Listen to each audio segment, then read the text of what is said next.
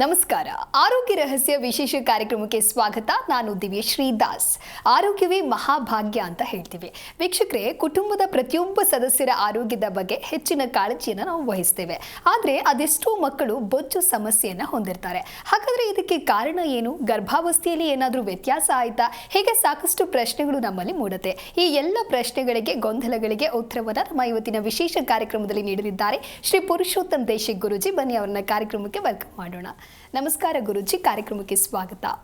ನಮಸ್ಕಾರ ಗುರುಜಿ, ನಾನು ಹೇಳ್ತಾ ಇದ್ದೆ ಅದೆಷ್ಟೋ ಮಕ್ಕಳು ಬೊಜ್ಜು ಸಮಸ್ಯೆಯನ್ನು ಹೊಂದಿರ್ತಾರೆ ಅಂತ ಹೇಳಿ. ಇದಕ್ಕೆ ಕಾರಣ ಏನು ಅಂತ ಹೇಳಿ ತಿಳಿಸೋದಾದ್ರೆ ಗುರುಗಳೇ. ಹರಿ ಓಂ ಶ್ರೀ ಗುರುಭ್ಯೋ ನಮಃ. ಗರ್ಭಾವ್ಯವಸ್ಥೆಯಲ್ಲಿ ಸಮಸ್ಯೆ ಆಗಿರಬಹುದಾ ಅಂತ ಒಂದು ಕ್ವಶನ್ ಮಾರ್ಕ್ ಇಟ್ಟಿದೆಯಮ್ಮ. ಸಾಧ್ಯ ಅದೇನಾ ಅಂತ ಬೇರೆ ಏನಾದ್ರು ಇರಬಹುದಾ ಅಂತ ಹೇಳೋಕ್ಕಾಗುತ್ತಾ? ಅದೇನಾ ಸಾಧ್ಯತೆ ಇದೆ ಅಂದರೆ ಗರ್ಭಾವ್ಯವಸ್ಥೆಯಲ್ಲಿ ವ್ಯತ್ಯಾಸ ಆಗಿರೋದಕ್ಕೆ ಈ ರೀತಿ ಬೊಜ್ಜುತನದ ಪ್ರಾಪ್ತಿ ಆಗುತ್ತೆ ಅಂತಾನ? ಅದು ಬಿಟ್ಟು ಬೇರೆ ಇರಬಹುದಾ? ಬೇರೆ ಏನಾದರೂ ಇರಬಹುದು ಅಂತ ಹೇಳಿ ಗುರುಗಳೇ. ಈ ರಹಸ್ಯಕ್ಕೆ ಕಾರಣಕರ್ತನಾಗಿರ್ತಕ್ಕಂತಹ ಶ್ರೀಮನ್ನಾರಾಯಣನ ಪಾದ ಕಮಲಲ್ಲಿ ಕೋಟಿ ಕೋಟಿ ನಮನಗಳ ಅರ್ಪಣೆಯನ್ನು ಮಾಡಿ ವಿಷಯಕ್ಕೆ ಬರೋದೇ ಆದರೆ, ಈ ಬೊಜ್ಜುತನ ಅಂತಕ್ಕಂಥದ್ದು ಮನುಷ್ಯನಿಗೆ ಎಷ್ಟೋ ಜನ ಪ್ರಾಣ ಕಳ್ಕೊಳ್ಳೋಷ್ಟು ಮಟ್ಟಕ್ಕೆ ಹೋಗ್ತಾ ಇರ್ತಕ್ಕಂಥ ಒಂದು ಸನ್ನಿವೇಶ ಇದೆ. ಇದನ್ನು ಅಧ್ಯಯನದ ಪ್ರಕಾರ ಈ ಬೊಜ್ಜುತನ 3 ಗಂಟೆಯ ಅವಧಿಯಲ್ಲಿ ಒಬ್ಬ ಆತ್ಮಹತ್ಯೆ ಮಾಡ್ಕೊಳ್ತಕ್ಕಂತಹ ಒಂದು ಸಾಧ್ಯತೆಗೆ ನಾವು ಬಂದಿದ್ದೀವಿ. 3 ಗಂಟೆಯ ಅವಧಿಯಲ್ಲಿ ಒಬ್ಬ ವ್ಯಕ್ತಿ ಆತ್ಮಹತ್ಯೆಗೆ ಶರಣಾಗ್ತಕ್ಕಂತಹ ಮಟ್ಟಕ್ಕೆ ಅಧ್ಯಯನದ ಪ್ರಕಾರ ಸಾಬೀತಾಗಿರ್ತಕ್ಕಂಥ ಲಕ್ಷಣಗಳಿದೆ. ಈ ರೀತಿಯಾಗಿ ಆಗ್ತಾ ಇರ್ತಕ್ಕಂತಹ ಒಂದು ಲೆಕ್ಕಾಚಾರಕ್ಕೆ ನಾವು ಯಾಕಿದು ಎಲ್ಲ ಆಗ್ತಾ ಇದೆ ತಪ್ಪು? ಈ ಆತ್ಮಹತ್ಯೆ ಅಂತಕ್ಕಂಥದ್ದು ನಡೀತಾ ಇದೆಯಾ ಇಲ್ವಾ ಅಮ್ಮ? ನಡೀತಾ ಇದೆ. ಕಾರಣ ಹಲವಾರು ಇರ್ಬೋದು.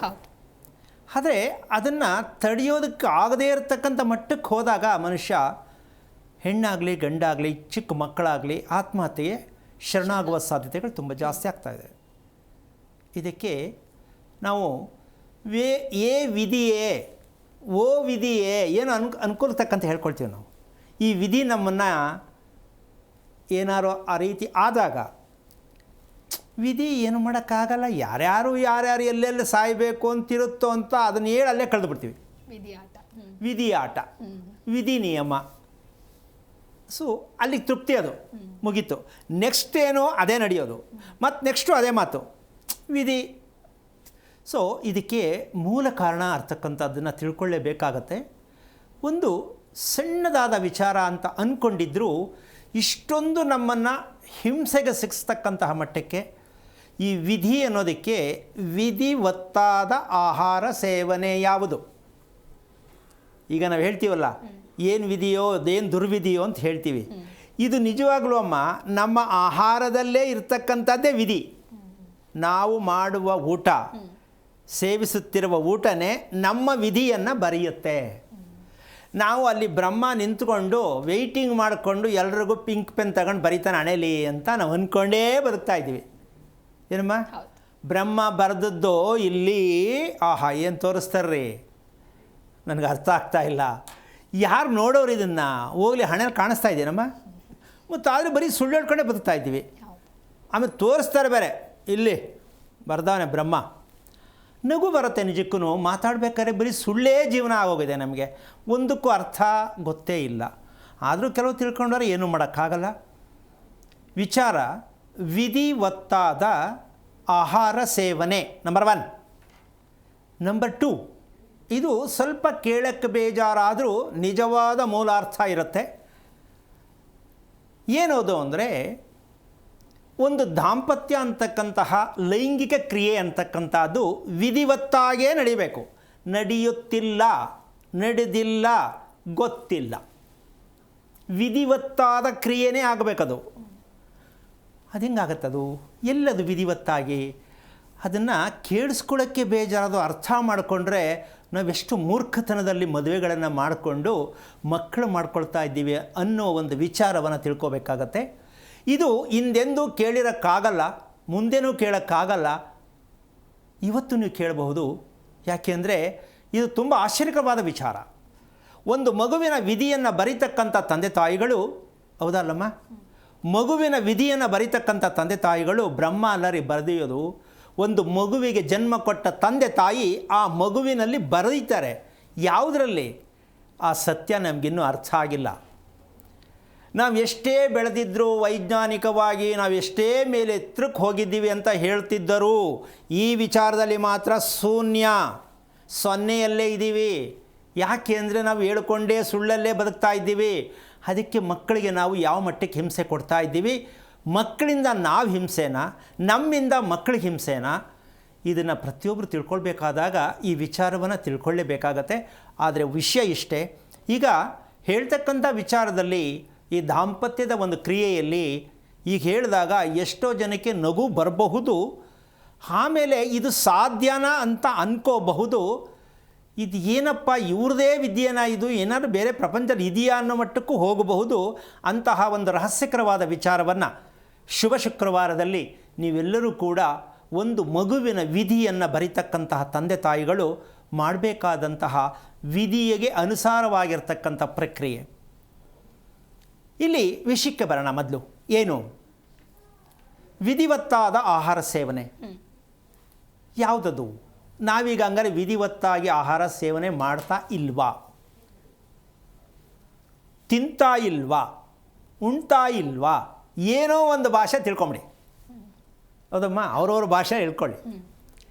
ಇಲ್ಲಿ ಸೇವನೆ, ಇದಕ್ಕೆ ಸಮ ಪ್ರಮಾಣದ ಆಹಾರ ಸೇವನೆ, ಬೆಳಗಿನ ತಿಂಡಿ ಆಗಿರಲೇಬೇಕು. ಈ ಪ್ರಶ್ನೆ ಹಾಕಿಬಿಟ್ರೆ 6 ತಿಂಗಳಾದರೂ ಯಾರು ಉತ್ತರ ಕೊಡೋಕ್ಕಾಗಲ್ಲ. ಸಮ ಪ್ರಮಾಣದ ಆಹಾರ ಸೇವನೆ, ಬೆಳಗಿನ ತಿಂಡಿ ಆಗಿರಲೇಬೇಕು, ಆಗಲೇಬೇಕು. ಸಮ ಪ್ರಮಾಣ ಅಂದರೆ ಹಿಂಗೆ ಅಷ್ಟೇ ಅನಿಸ್ತಾ ಇದೆಯಲ್ಲಮ್ಮ? ಸಮ ಪ್ರಮಾಣದ ತಿಂಡಿ ಯಾವುದು? ಮಧ್ಯಾಹ್ನದ್ದು ತುಸು ಪ್ರಮಾಣ, ಸಂಜೆದು ಅಲ್ಪ ಪ್ರಮಾಣ. ಇದನ್ನು 2ನೇ ಬಾರಿಯಲ್ಲ, ಎಷ್ಟು ಸಲ ಹೇಳಿದ್ದೀನಿ ನಾನು ಇದನ್ನು. ಆದರೆ ಇದಕ್ಕೆ ಒಂದೊಂದು ಸಂದರ್ಭಕ್ಕನುಸಾರವಾಗಿ ಆ ಒಂದು ಪದವನ್ನು ಬಳಸಬೇಕಾಗತ್ತೆ. ಬಳಸ್ತಾ ಇದ್ದೀನಿ ಅಷ್ಟೇ. ಇದೇನಿದು ಅವಾಗ ಹೇಳಿದ್ರಲ್ವ ಅಂತ ಅಂದ್ಕೊಂಡ್ರು ಕೂಡ ಆಯಾ ಸಂದರ್ಭಕ್ಕೆ ಒಂದು ಪದಕ್ಕೆ ಹಲವಾರು ರೀತಿ ಪದಗಳ ಪರ್ಯಾಯ ಪದಗಳಿರುತ್ತೆ, ಪರ್ಯಾಯ ಅರ್ಥಗಳಿರುತ್ತೆ, ಪರ್ಯಾಯ ಜೀವನ ಇರುತ್ತೆ. ಮಗಳ ಗಂಡ ಅಂದರೂ ಒಂದೇ, ಅಳಿಯ ಅಂದರೂ ಒಂದೇ ಅಂದ್ಕೊಂಡ್ರು ಹೇಳೋ ರೀತಿ ವ್ಯತ್ಯಾಸ ಆಗತ್ತೆ ಅಲ್ಲಮ್ಮ? ನಮ್ಮ ಮಗಳ ಗಂಡ ಅದೆಷ್ಟು ಚಂದ, ನಮ್ಮ ಅಳಿ ಅಂದರು ಎಷ್ಟು ಚೆನ್ನಾಗಿರುತ್ತೆ. ಹಾಗೆ ಪದಗಳನ್ನು ನಾವು ಬಳಸುವುದು, ಕೇಳಿಸುವುದು, ಕೇಳಿಕೊಳ್ಳುವುದು, ಅನುಭವಿಸುವುದು, ಅರಿಯುವುದು, ಇವೆಲ್ಲವೂ ಕೂಡ ನಮಗೆ ಅರ್ಥಗರ್ಭಿತವಾದಂತಹ ವೇದವಾಕ್ಯ ಅಂತ ಹೇಳ್ತಾರೆ. ಭಗವಂತನ ನುಡಿ ಇದು. ನಾವು ಮಾತನಾಡೋಕ್ಕೆ ನಮ್ಮ ಕೈಯಲ್ಲಿ ಏನಿಲ್ಲ. ಇವೆಲ್ಲವೂ ಕೂಡ ಆ ನಾಲಿಗೆಯ ಮೇಲೆ ಕೂತಿರ್ತಕ್ಕಂತಹ ಆ ವಾಗ್ದೇಹಿ ನಮ್ಮನ್ನು ನುಡಿಸ್ತಾಳೆ. ಆದರೆ ನಮ್ಮಲ್ಲಿ ಆ ಆಹಾರ ಸೇವನೆಯಿಂದ ಆ ವಾಗ್ದೇವಿಯನ್ನು ಸ್ಥಾಪನೆ ಮಾಡಿಕೊಳ್ತಕ್ಕಂಥ ಕ್ರಮವನ್ನು ಅನುಸರಿಸಿದಾಗ ವಿಧಿಯನ್ನು ಅಲ್ಲಿ ಅಡಿಸೋದಕ್ಕೆ, ಅದನ್ನು ತೆಗೆದು ಹಾಕಲಿಕ್ಕೆ, ಅದನ್ನು ನಾಶ ಮಾಡಲಿಕ್ಕೆ, ಅದನ್ನು ಸೈಡ್ಗೆ ಹಾಕಲಿಕ್ಕೆ, ನಮ್ಮದೇ ಆದ ರೀತಿ ಬದುಕಲಿಕ್ಕೆ, ನಮ್ಮದೇ ಆದ ರೀತಿ ಮಗುವನ್ನು ಪಡ್ಕೊಳ್ಳಿಕ್ಕೆ ಈ ಅತಿ ಮುಖ್ಯವಾಗಿರ್ತಕ್ಕಂತಹ ಈ ನಾಲಿಗೆ ಅಂತಕ್ಕಂಥ ವಿಚಾರದಲ್ಲಿ ನಾವು ತುಂಬ ಮುಖ್ಯವಾಗಿ ತಿಳ್ಕೋಬೇಕಾಗತ್ತೆ. ತಿನ್ನಕ್ಕಷ್ಟೇ, ಮಾತನಾಡೋಕ್ಕಷ್ಟೇ ಅಂತಕ್ಕಂಥದ್ದಷ್ಟೇ ನಾವು ತಿಳ್ಕೊಂಡಿದ್ದೀವಿ ನಾಲಿಗೆಯನ್ನು. ಆದರೆ ನಾವು ಬಳಸ್ತಕ್ಕಂತಹ ರೀತಿಯನ್ನು ನಾವು ಗೊತ್ತಿಲ್ಲದಿದ್ದಾಗ ನಮ್ಮ ಬಾಯಲ್ಲಿ ಏನೆಲ್ಲ ಬಂದ್ಬಿಡುತ್ತೋ, ಅಕಸ್ಮಾತ್ ಏನೆಲ್ಲ ಹೇಳ್ಬಿಡ್ತೀವೋ, ಬೇಜಾರಾಗ್ತಕ್ಕಂಥ ಸನ್ನಿವೇಶಕ್ಕೂ ಕೂಡ ಹೋಗ್ತೀವಿ. ಇವೆಲ್ಲವೂ ಆಗಬೇಕಂದ್ರೆ ನಮ್ಮ ವಿಧಿವತ್ತಾದ ಆಹಾರ ಆಗಿರಬೇಕು. ಸಮ ಪ್ರಮಾಣದ ಆಹಾರ ಯಾವುದು? ಕ್ವಶನ್. ಸಾಮಾನ್ಯವಾಗಿ ನಮ್ಮ ದೇಹದಲ್ಲಿರ್ತಕ್ಕಂತಹ ರುಚಿಗೆ ಸಂಬಂಧಪಟ್ಟಂತಹ ದೇಹದಲ್ಲಿರ್ತಕ್ಕಂಥ ಭಾಗಗಳು, ಇಂದ್ರಿಯಗಳು ಕಾಯ್ತಾ ಇರುತ್ತೆ, ಅದಕ್ಕೆ ಅದು ಬೇಕಾಗತ್ತೆ, ಹೌದಲ್ಲ? ಸೊ ಆ ರೀತಿ ಆದಾಗ ಸೊಪ್ಪು, ಕಾಳು, ತರಕಾರಿ, ಹಣ್ಣು ಈ ರೀತಿಯಾಗಿ ಇರ್ತಕ್ಕಂಥ ನಮ್ಮ ದೇಹಕ್ಕೆ ಆ ದಿನದ ಒಂದು ದೇಹಕ್ಕೆ ಅನುಸಾರವಾಗಿರ್ತಕ್ಕಂಥ ಶಕ್ತಿದಾಯಕವಾದ, ಪೌಷ್ಟಿದಾಯಕವಾದ ಆಹಾರ ಇದಿಷ್ಟು ಬೆಳಗಿನ ತಿಂಡಿಯಲ್ಲಿ ಸಿಕ್ಕಿದಾಗ ಸಮ ಪ್ರಮಾಣ ಅಂದರೆ ಅಷ್ಟು ಕಾಳು, ಅಷ್ಟು ಹಣ್ಣು, ಅಷ್ಟು ತರಕಾರಿ, ಅಷ್ಟು ಸೊಪ್ಪು, ಹೇಗಿರುತ್ತಮ್ಮ? ಯಾಕೆ ಅಂದರೆ ನಮ್ಮ ಹಣೆ ಬರಹ ಅಂತ ನಾವೇನು ಹೇಳ್ತೀವೋ, ನಮ್ಮ ಆಯಸ್ಸು ಅಂತ ಏನು ಹೇಳ್ತೀವೋ, ನಮ್ಮ ಆರೋಗ್ಯ ಅಂತ ಏನು ಹೇಳ್ತೀವೋ, ಬೆಳಗಿನ ತಿಂಡಿಯನ್ನು ಸಮಪಾಲಿನಲ್ಲಿ ಎಲ್ಲವನ್ನೂ ನಮ್ಮ ದೇಹಕ್ಕೆ ಬೇಕಾದ ಆಹಾರ ಪರಿಕರಗಳು ಯಾವ್ಯಾವುದು ದೇಹಕ್ಕೆ ಬೇಕಾಗುತ್ತೋ ಅದಷ್ಟು ಬೆಳಗಿನ ತಿಂಡಿಯಲ್ಲೇ ಮುಗಿಯದಿದ್ದಾಗ ನಾವು ದೀರ್ಘ ಪ್ರಮಾಣದ ಅನಾರೋಗ್ಯವಂತರಾಗಿ ಬದುಕಬೇಕಾಗತ್ತೆ. ಬೆಳಿಗ್ಗೆ ಎದ್ದ ತಕ್ಷಣ ಅದೆಲ್ಲ ಮಾಡ್ಕೊಂಡು ತಿನ್ನೋಕ್ಕಾಗತ್ತಾ ಅಂದರೆ ಕ್ವಶನ್ ಹಾಕ್ಕೊಂಡ್ರೆ ವಿಧಿಯನ್ನು ನೀವೇ ಬರ್ಕೊಂಡ್ರಿ. ನೆಕ್ಸ್ಟ್ ನಿಮ್ಮ ಹೊಟ್ಟೆಯಲ್ಲಿ ಹುಟ್ಟುವ ಮಗು ಕೂಡ ನಿಮ್ಮ ವಿಧಿಯನ್ನು ಬರೆಯುತ್ತೆ, ನಿಮ್ಮ ದಾರಿ ತಪ್ಪಿಸುವಂಥ ಮಗು ಹುಟ್ಟತ್ತೆ. ಇದು ಬೇಕಾ? ನೀವೇ ಸ್ವಲ್ಪ ಯೋಚನೆ ಮಾಡಿ. ಈ ದೇಹಕ್ಕೋಸ್ಕರವಾಗಿ ನಾವು ಕೊಡಬೇಕಾದಂಥದ್ದನ್ನು ನಾವು ಕೊಡಲಿಲ್ಲ ಅಂದಾಗ ಎಷ್ಟು ಕೋಟಿ ರೂಪಾಯಿ ಕೊಟ್ಟು ಕಾರ್ ತೊಗೊಂಡ್ರು ಡೀಸೆಲ್ ಇಲ್ಲ ಅಂದರೆ ಕಾರ್ ಮುಂದೆ ಹೋಗಲಿಕ್ಕಿಲ್ಲ. ಹಾಗಾಗಿ ನಮ್ಮ ದೇಹಕ್ಕೆ ಏನು ಬೇಕೋ ಅದನ್ನು ನಾವು ನಮ್ಮ ದೇಹಕ್ಕೆ ಒದಗಿಸಲೇಬೇಕಾಗತ್ತೆ. ಇದು ಅತಿ ಮುಖ್ಯವಾದ ವಿಚಾರ. ಸಮ ಪ್ರಮಾಣದನ್ನು ಅಂದರೆ ಹಾಗಂತ ಇಷ್ಟಿಷ್ಟು ಹಾಕ್ಕೊಂಡು ತಿನ್ಬಿಟ್ಟು ಮಲಕಂಬಡಿ ದಿಂಬ ಹಾಕ್ಕೊಂಡು ಅಂತಲ್ಲ, ಸಮ ಪ್ರಮಾಣ ಅಂತ ಹೇಳಿದ್ದೀನಿ. ನೀವೇನು ಬೆಳಗಿನ ತಿಂಡಿ ಎಷ್ಟು ಪ್ರಮಾಣ ತಿಂತಾಯಿದ್ರೋ ಅದನ್ನು 4-5 ಭಾಗಗಳು ನೀವೆಷ್ಟು ಐಟಮ್ ತೊಗೋತೀರಾ ಅಷ್ಟನ್ನು ಡಿವೈಡ್ ಮಾಡಿ ಅದನ್ನು ತಿನ್ನೋದಕ್ಕೆ ಪ್ರಯತ್ನವನ್ನು ಮಾಡಬೇಕು.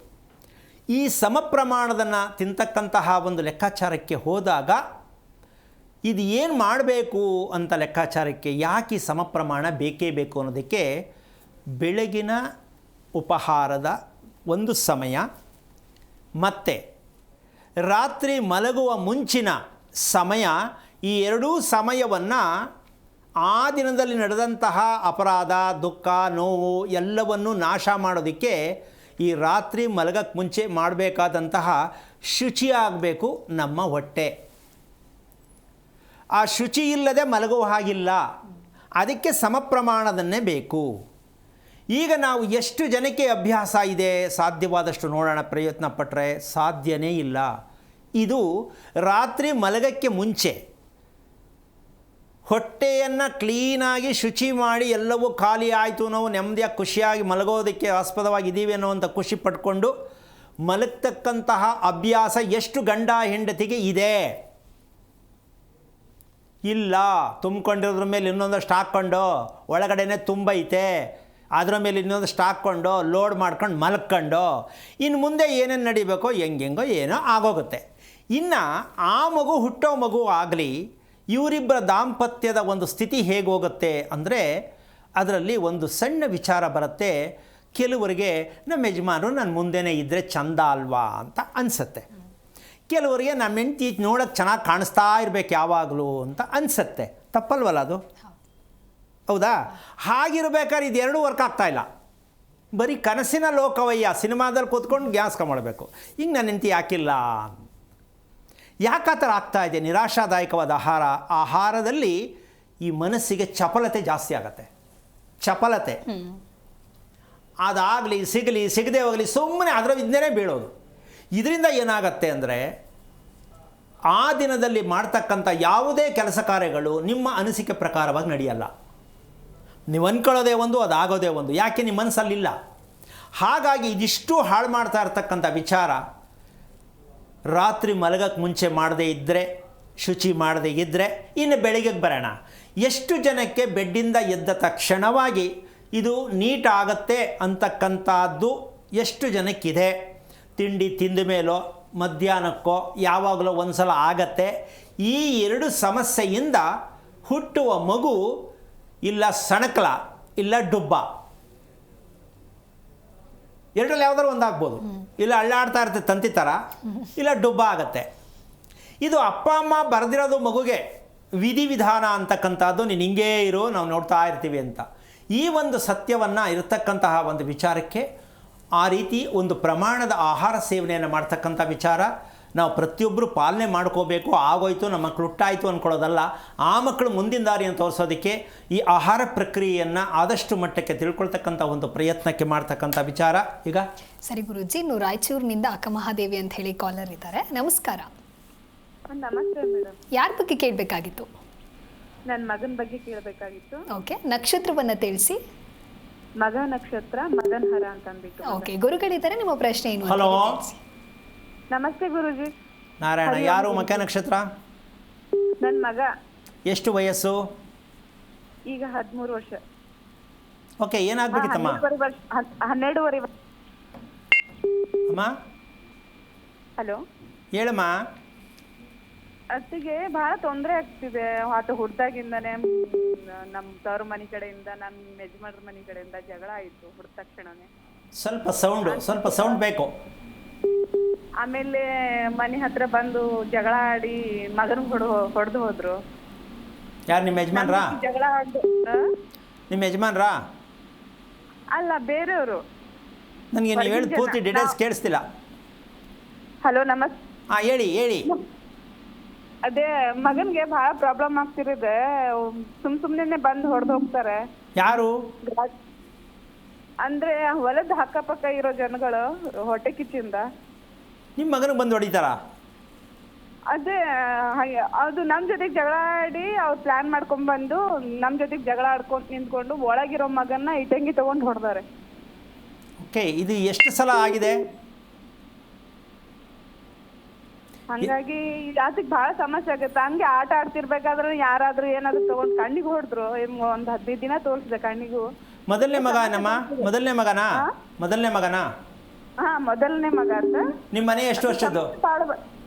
ಸಮಸ್ಯೆ ಬಹಳ ಬರಕದ. ನಿಮ್ಮ ಮನೆ ಎಷ್ಟು ವರ್ಷದಮ್ಮ? ಈಗ 14 ವರ್ಷದ್ರಿ. ಕಟ್ಸಿದ್ದಾ? ಹಾ, ಕಟ್ಟಿದ್ರಿ. ಆ ಮನೆ ಗೃಹ ಪ್ರವೇಶ ಆದ್ಮೇಲೆನೆ ನನ್ನ ಮದುವೆ ಆಗಿದೆ. ಓಕೆ, ಯಾವುದು ದಿಕ್ಕಿನ ಬಾಗಿಲು ರಸ್ತೆ? ಉತ್ತರಕ್ಕೂ ರಸ್ತೆ ಇದೆ, ಪೂರ್ವಕ್ಕೂ ರಸ್ತೆ ಇದೆ ರೀ. ಮತ್ತೆ ಆಮೇಲೆ ಈ ಕಡೆ ದಕ್ಷಿಣಕ್ಕೂ ರಸ್ತೆ ಐತಿ. ನೀವು ಬಾಗಿಲು ಯಾವ ಕಡೆ ಇಟ್ಟಿದ್ದೀರಾ? ಈಶಾನ್ಯಕ್ಕೆ ಇಟ್ಟಿವ್ರಿ, ಪೂರ್ವ ಈಶಾನ್ಯ. ಓಕೆ, ಇದು ಯಾರು ಪ್ಲ್ಯಾನು? ಪುರೋಹಿತರದ, ನಿಮ್ಮದ? ಇಲ್ಲ, ಇಲ್ಲಿ ಹಳ್ಳಿ ಅಲ್ಲ ರೀ, ಹಂಗಾಗಿ ಹಿಂಗೆ ಕಟ್ಬಿಟ್ಟಿದ್ದಾರೆ. ಅಲ್ಲ, ಹಳ್ಳಿ ಆದರೆ ಡಿಲ್ಲಿ ಆದರೆ ಏನು, ಯಾವುದಾದ್ರೂ ಮನೆ ಥರನೇ ಇರಬೇಕಲ್ವಾ? ಮನೆತನ ಇರಬೇಕು. ಓಕೆ, ತಕ್ಕಂತೆ ಮಾಡ್ಕೊಂಡಿದ್ದಾರೆ. ಓಕೆ. ಈಗ ನಿಮ್ಮ ಮನೆ ಬೆಡ್ರೂಮ್ ಇದೆಯಲ್ವಾ?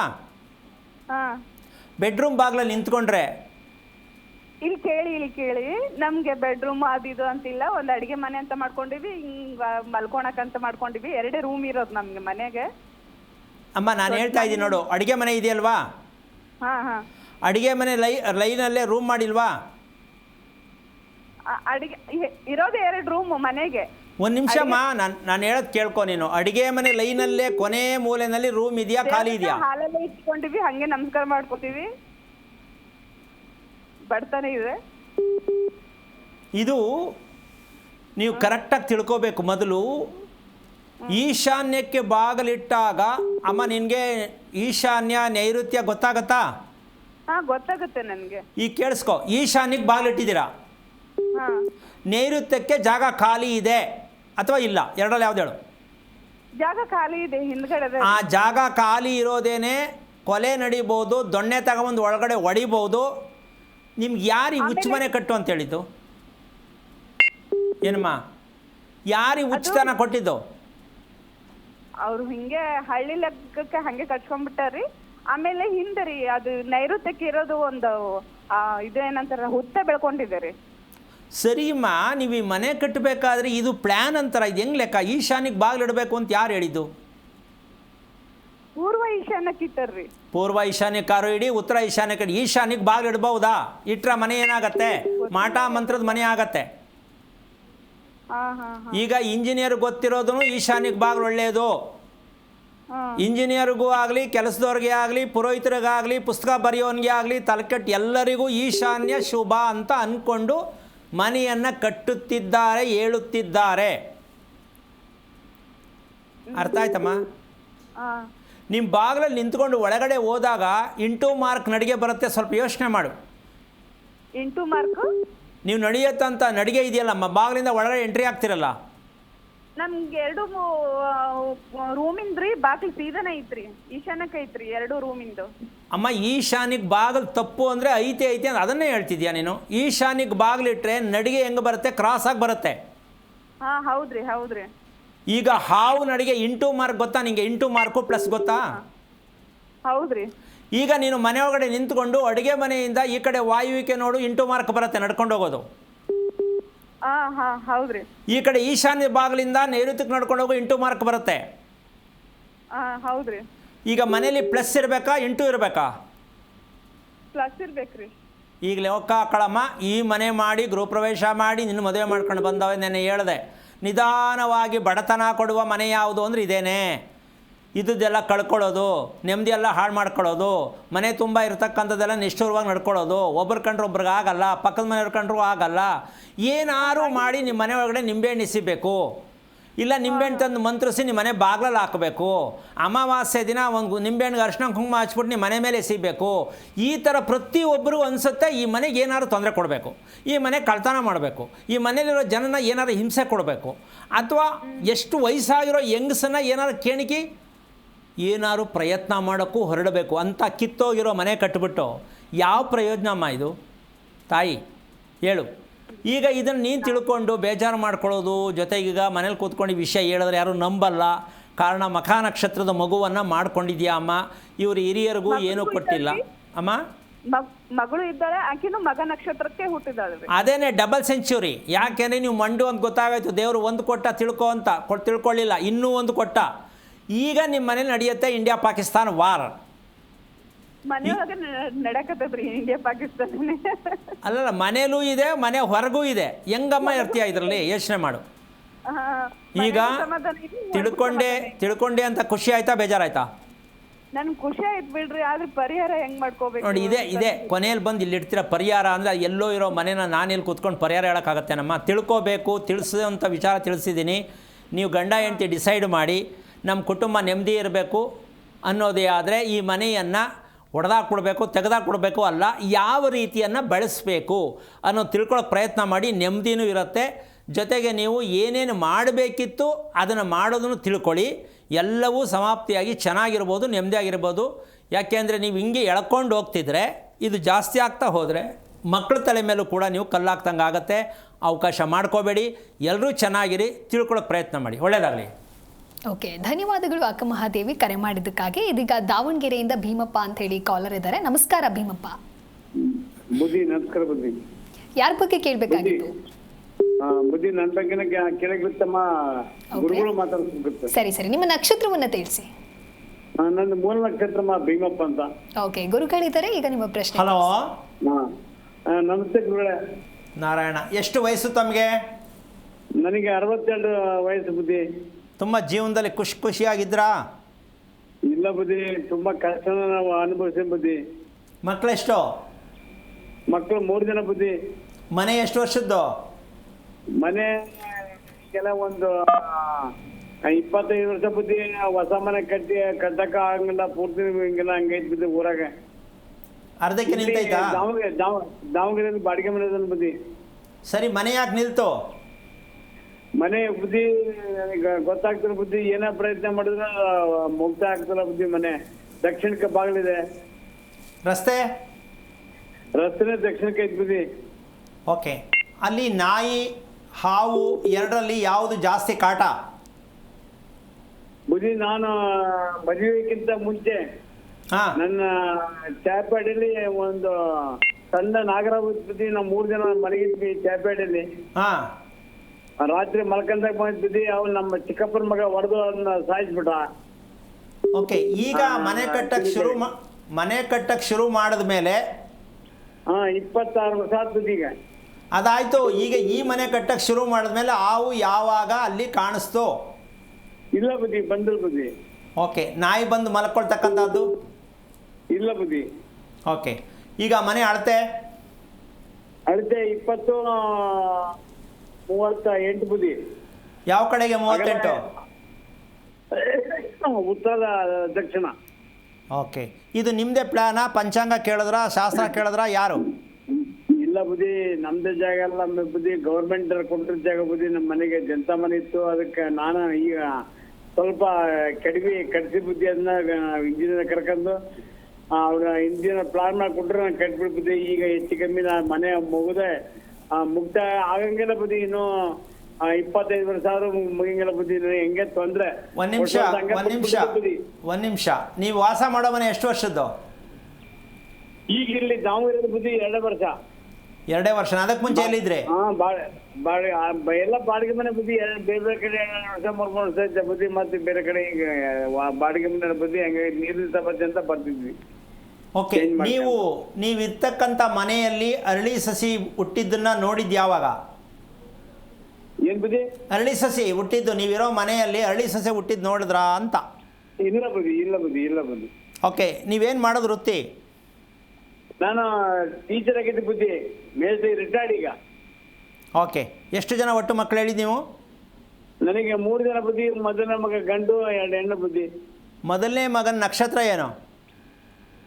ಅವನು ಚಿತ್ರ ನಕ್ಷತ್ರ ಬುದ್ಧಿ. ಎಷ್ಟು ವಯಸ್ಸು ಅವನಿಗೆ? ಅವನಿಗೆ ಒಂದು 32 ವರ್ಷ ಇರ್ಬೋದು ನನ್ನ ಬುದ್ಧಿ, 31-32 ವರ್ಷ. ಮದುವೆ ಆಯ್ತಾ? ಇಲ್ಲ ಬುದ್ಧಿ.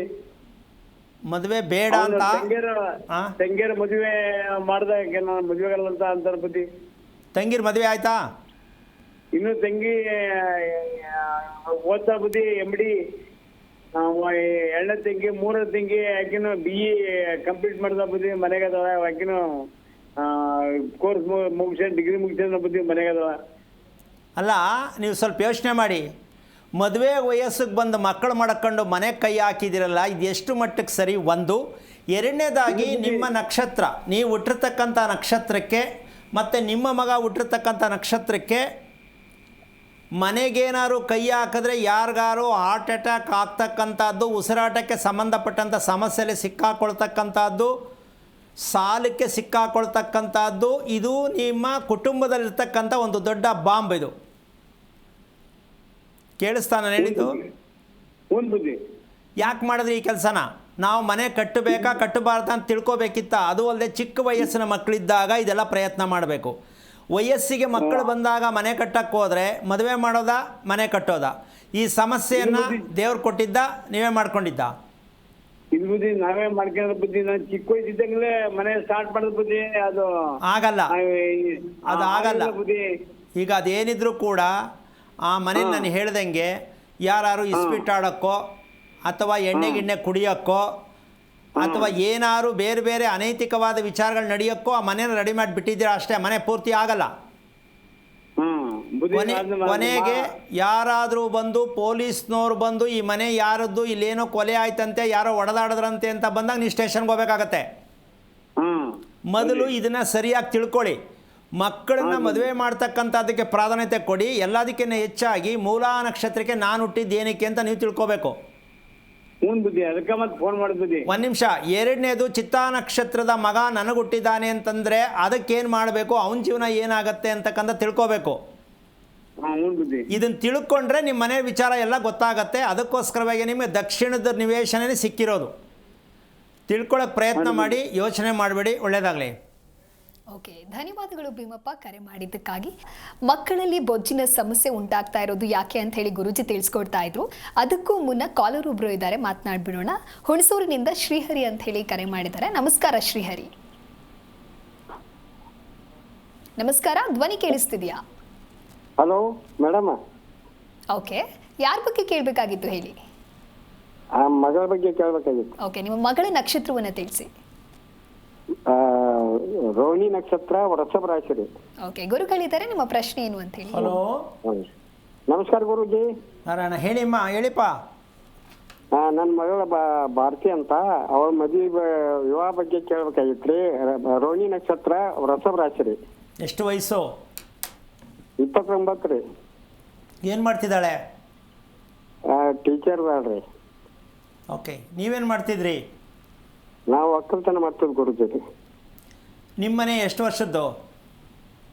32 ವರ್ಷದ ಗುರುಗಳ. ನೀವೇ ಕಟ್ಸಿದ್ದಾ? ನಾವೇ ಕಟ್ಸಿದ್ದು ಗುರುಗಳ. ಓಕೆ, ಅಡುಗೆ ಮನೆ ಅಂತ ಇದೆಯಲ್ಲ ನಿಮ್ಮ ಮನೆಯಲ್ಲಿ? ಹೌದು ಗುರುಗಳ. ಅಡುಗೆ ಮನೆ ಬಲಕ್ಕೆ ಜಾಗ ಇದೆಯಾ? ಪಕ್ಕ ಗೋಡೆ ಜಾಯಿಂಟ್ ಇದೆಯಾ? ಜಾಗ ಇದೆ ಗುರುಗಳ. ಎಷ್ಟಡಿ ಇದೆ? ಒಂದು ಅಡುಗೆ ಮನೆ ಪಕ್ಕಕ್ಕೆ ಸೂರ್ಯನ ಕಡೆ ಮುಖ ಮಾಡಿ ನಿಂತಾಗ ಅಡುಗೆ ಮನೆಯಲ್ಲಿ ಬಲಭಾಗಕ್ಕೆ ಜಾಗ ಎಷ್ಟಿದೆ? ಒಂದು 10 ಫುಟ್ 9 ಫುಟ್ ಐತಿ ಗುರುಗಳೇ. ಓಕೆ, ಅದೇ ರೀತಿಯಲ್ಲಿ ಉತ್ತರ ಭಾಗಕ್ಕೆ ಬಂದಾಗ, ಉತ್ತರ ಅಂದರೆ ಗೊತ್ತಾಗುತ್ತಲ್ಲ? ಗೊತ್ತಾಗ್ತದೆ ಗುರುಗಳ. ಅಲ್ಲೆಷ್ಟಿದೆ? ಅದು ಅದು ಒಂದು 8 ಫೂಟ್ ಐತೆ ಗುರುಗಳೇ. ಅಂದರೆ ದಕ್ಷಿಣದಲ್ಲಿ ಖಾಲಿ ಜಾಸ್ತಿ ಇದೆ, ಉತ್ತರದಲ್ಲಿ ಕಮ್ಮಿ ಇದೆ. ಹೌದು ಗುರುಗಳೇ. ಯಾಕೆ ಆ ಥರ ಕಟ್ಟಿದ್ದು ಮನೇನ? ನಮಗೇನು ಗುರುತಾಗಿಲ್ರಿ ಗುರುಗಳೇ, ನಾವು ಕಟ್ಟಿದ್ರಿ. ನಿಮ್ಮ ಶ್ರೀಮತಿಯವರ ಆರೋಗ್ಯ ಹೇಗಿದೆ? ಆರೋಗ್ಯ ಸ್ವಲ್ಪ ಕಾಲು ಮಂಡಿ ನೋವು ಜಾಸ್ತಿ ಐತಿ ಗುರುಗಳೇ. ಅಲ್ಲ, ನಿದ್ದೆ ಚೆನ್ನಾಗಿ ಮಾಡ್ತಾರಾ ನಿಮ್ಮ ಹೆಂಗಸರು ಅಂತ ಕೇಳಿದೆ. ಮಾಡ್ತಾರೆ, ನಿದ್ರಿ ಚೆನ್ನಾಗಿ ಮಾಡ್ತಾರೆ. ಹಾಂ, ನಿದ್ದೆ ಮಾಡ್ತಾರೆ ಗುರುಗಳೇ. ಹಗಲೊತ್ತಲ್ಲ? ರಾತ್ರಿ ರೀ ಗುರುಗಳೇ. ಹಗಲತ್ತಲ್ಲಿ ಮಲ್ಕೊಳ್ಳಲ್ವಾ? ಮಧ್ಯಾಹ್ನಗಡೆ ಮಲ್ಕೋತಾರೆ ಒಂದು 60 ತಾಸು ರೀ. ಓಕೆ. ನಿಮ್ಮ ಮಗಳು ಮಲಗಲ್ವಾ ಹಗಲಲ್ಲಿ? ಹಗಲಲ್ಲಿ ಇಲ್ರಿ ಗುರುಗಳ. ಹಾಂ, ಇಲ್ರಿ ಗುರುಗಳ, ಮಲ್ಗೋದಿಲ್ರಿ ಹಗಲಿ. ಇದು ಶಾಲೆ ಹೋಗಿರ್ತಾರ್ರಿ. ನಿಮ್ಮ ಮನೆಯಲ್ಲಿ ಹಗಲಲ್ಲಿ ಮಲಗತಕ್ಕಂಥ ಅಭ್ಯಾಸ ಯಾರಿಗಿದೆ ಅಂತ ಹೇಳಿ. ಹಗಲಲ್ಲಿ, ರಾತ್ರಿ ಹೊತ್ತಲ್ಲ, ಹಗಲಲ್ಲಿ ಮಲ್ಕೊಳ್ಳೋ ಅಭ್ಯಾಸ ಯಾರಿಗಿದೆ? ನಮಗದೇ ರೀ ಗುರುಗಳ. ಆಮೇಲೆ ನನಗೆ ನಾ ಒಬ್ಬನೇ ಹಗಲಲ್ಲಿ ಸ್ವಲ್ಪ ಮಧ್ಯಾಹ್ನಗಡೆ ಮಲ್ಕೋತೀನಿ ಗುರುಗಳ. ಓಕೆ. ರಾತ್ರಿ ನಿದ್ದೆ ಚೆನ್ನಾಗಿ ಬರುತ್ತಾ ನಿಮಗೆ? ರಾತ್ರಿ ಬರ್ತೈತಿ, ಬೆಳಿಗ್ಗೆ ಬೇಗ ಎಚ್ಚರ ಆಗ್ತೈತ್ರಿ ಗುರುಗಳ. ಓಕೆ. ನೀವು ವೃತ್ತಿ ಏನು ಮಾಡೋದು? ಆಗ ಒಕ್ಕಲ್ತನ ರೀ ಗುರುಗಳ. ಇದು ನೀವು ಸಂಪಾದನೆ ಮಾಡಿದ್ದ ನಿಮ್ಮ ತಂದೆದ? ನಮ್ಮ ತಾಯಿ ಆಸ್ತಿ ರೀ ಗುರುಗಳ. ನಿಮ್ಮ ತಾಯಿ ಕಡೆ ಆಸ್ತಿನಾ? ಹೌದ್ರಿ ಗುರುಗಳ. ನಿಮ್ಮ ತಾಯಿ ಇದ್ದಾರಾ? ಈಗ 2 ವರ್ಷ ಆಯ್ತ್ರಿ ಗುರುಗಳ, ಅವ್ರು ತೀರಿಕೊಂಡ. ಏನಾಗಿತ್ತು ಅವ್ರಿಗೆ? ವಯಸ್ಸಾಗಿತ್ತು 95 ವಯಸ್ಸ. ಮತ್ತು ಸ್ವಲ್ಪ ಕಾಲು ಇಪ್ಪತ್ತೈತಿ, ಮನ್ಯಾಗನ ಇದಾಗಿ ಅವ್ರನ್ನ ಎಲ್ಲಿ ಸಂಸ್ಕಾರ ಮಾಡಿದ್ರಿ ನಿಮ್ಮ ತಾಯಿನ? ಜಮೀನ್ ಬೆಳೆ ಗುರುಗಳ. ಈ ಥರ ಎಷ್ಟು ಜನಕ್ಕೆ ಮಾಡಿದ್ದೀರಾ ಅಲ್ಲಿ? ಈ ಕಡೆ ನಮ್ಮ ಹಳ್ಳಿ ಊರ ಗುರುಗಳ ಜಮೀನ್ದಾಗ ಮಾಡ್ತಾರ್ರಿ. ಅದೇ ಎಷ್ಟು ಜನಕ್ಕೆ ಆಗಿದೆ ನಿಮ್ಮ ಪ್ರಕಾರ? ನೀವು ಒಟ್ಟು ಬುದ್ಧಿ ಬಂದಲಾಗಿದ್ದ ನಿಮ್ಮ ಜಮೀನಲ್ಲಿ ಎಷ್ಟು ಜನಕ್ಕೆ ದಹನ ಮಾಡಿದ್ದೀರಾ, ಸಂಸ್ಕಾರ ಮಾಡಿದ್ದೀರಾ? ನಾವು ಹುಟ್ಟಿ ಬೆಳ್ಕಂದ್ರೆ 34 ಜನ ಆಗಿದ್ದಾರೆ ಸರ್. ಒಂದೇ ಕಡೆನಾ ಬೇರೆ ಬೇರೆ ಕಡೆ ಹಾಕಿದ್ದೀರಾ? ಬೇರೆ ಬೇರೆ ಕಡೆನೇ ಹಾಕಿದ್ದಾರೆ. ಕೋರ್ಟ್ ಕೇಸ್ ಯಾವುದಿದೆ ನಿಮ್ಮದು?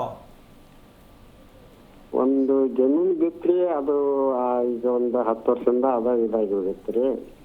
ಯಾಕಿದು ಕೇಳಿದೆ ಅಂದರೆ, ನಿಮ್ಮ ಮನೆಯಲ್ಲಿ ಯಾವಾಗ ಕೋರ್ಟ್ ಕೇಸ್ ಅಂತ ಯಾರ ಮನೆಯಲ್ಲಿ ಬಂತೋ ಹ್ಞೂ ರೀ ಗುರು, ಆ ಮನೆಯಲ್ಲಿ ಶುಭ ಕಾರ್ಯಗಳು ನಡೆಯೋದು ತುಂಬ ಕಷ್ಟ. ಮೊದಲು ಇದನ್ನು ತಿಳ್ಕೊಳ್ಳಿ. ಅರ್ಥ ಆಯ್ತಾ ಹೇಳಿದ್ದು? ಆಯ್ತು, ಅರ್ಥ ಆಯ್ತು. ಯಾವ ಮನೆಯಲ್ಲಿ ಸ್ಟೇಷನ್ಗೆ ಕೋರ್ಟ್ಗೆ ಹೋಗ್ತಕ್ಕಂಥ ಕೇಸ್ ಫಿಕ್ಸ್ ಆಯಿತು ಅಂದರೆ ಆ ಮನೆಯಲ್ಲಿ ಯಾವುದೇ ಶುಭ ಕಾರ್ಯಗಳು ನಡೆಯುವುದಿಲ್ಲ, ನಡೆದರೂ ಉದ್ಧಾರವಾಗುವುದಿಲ್ಲ.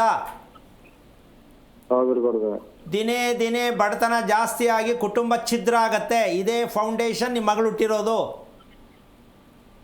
ಆ ಹುಡುಗಿ ತಲೆ ಮೇಲೆ ಕಲ್ಲು ಹಾಕಬೇಡಿ, ಮದುವೆ ಮಾಡಕ್ಕೆ ಹೋಗದೆ ಈ ಕರ್ಮ ತೊಳಿರಿ ಫಸ್ಟು. ಆಯ್ತು ಗುರು, ನಾವು ಬಂದು ನಿಮ್ಮ ಕಡೆ ತೊಳ್ಕೊಂಡು ಆಮೇಲೆ ಕ್ಲೀನ್ ಮಾಡಿ, ಒಳ್ಳೆಯದಾಗಲಿ. ಓಕೆ, ಧನ್ಯವಾದಗಳು ಶ್ರೀಹರಿ ಕರೆ ಮಾಡಿದ್ದಕ್ಕಾಗಿ. ಇದೀಗ ಬೆಂಗಳೂರಿನಿಂದ ಹೇಮಂತ್ ಅಂತ ಹೇಳಿ ಕರೆ ಮಾಡಿದ್ದಾರೆ. ನಮಸ್ಕಾರ ಹೇಮಂತ್. ನಮಸ್ತೆ.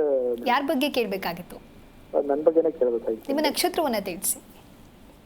ಪುಷ್ಯ ನಕ್ಷತ್ರ, ಕಟಕ ರಾಶಿ. ಓಕೆ, ಗುರುಗಳಿದ್ದಾರೆ, ನಿಮ್ಮ ಪ್ರಶ್ನೆ. ಹಲೋ, ಹರಿ ಓಂ ಗುರುಗಳೇ. ನಾರಾಯಣ. ಪುಷ್ಯ ನಕ್ಷತ್ರನಾ? ಗುರುಗಳೇ. ಎಷ್ಟು ವಯಸ್ಸು? 41 ಗುರುಗಳೇ. ಏನಾಗಬೇಕಿತ್ತು? ಗುರುಗಳ ಮದುವೆ ತುಂಬಾ ಡಿಲೇ ಆಗ್ತಾ ಇದೆ. ನಾವು ಎಲ್ಲೇ ಹೋದ್ರೂ ಡ್ರೈವರ್ ಕೆಲಸನ ಅನ್ನೋ ಒಂದು ರೀತಿಯಲ್ಲಿ ಮಾತಾಡ್ತಾರೆ. ಬಟ್ ಏನು ಆಗಬೇಕಿಲ್ಲ, ಆದ್ರೂ ಕರೆಕ್ಟಾಗಿ ಇದ್ರೂ ಯಾಕೆ ಆಗ್ತಾ ಇಲ್ಲ ಅನ್ನೋದೇ ಒಂದು ಪ್ರಶ್ನೆ ಬಂದ್ಬಿಟ್ಟಿದೆ ಗುರುಗಳೇ. ನಿಮ್ಮ ತಂದೆಯಲ್ಲಿ? ನಮ್ಮ ತಂದೆ ಅವ್ರ ಡಿಪಾರ್ಟ್ಮೆಂಟ್ ರಿಟೈರ್ಡ್ ಆಗಿದ್ದಾರೆ ಗುರುಗಳೇ. ಮನೇಲೇ ಇದ್ದಾರಾ? ಹೌದು ಗುರುಗಳೇ. ನಿಮ್ಮ ತಾಯಿ? ನಮ್ಮ ತಾಯಿನೂ ಅಷ್ಟೇ ಗುರುಗಳೇ. ನಿಮ್ಮ ತಾಯಿ ಆರೋಗ್ಯ ಚೆನ್ನಾಗಿದೆಯಾ? ಅವ್ರು ಅವಾಗ ಏರ್ತಾರೆ, ಆಗ್ತಾ ಇರುತ್ತೆ. ಮನೆ ಎಷ್ಟು ವರ್ಷದ್ದು? ಮನೆ ಒಂದು 15 ವರ್ಷ ಆಗಿತ್ತು ಗುರುಗಳೇ. ಯಾರು ಕಟ್ಸಿದ್ದು?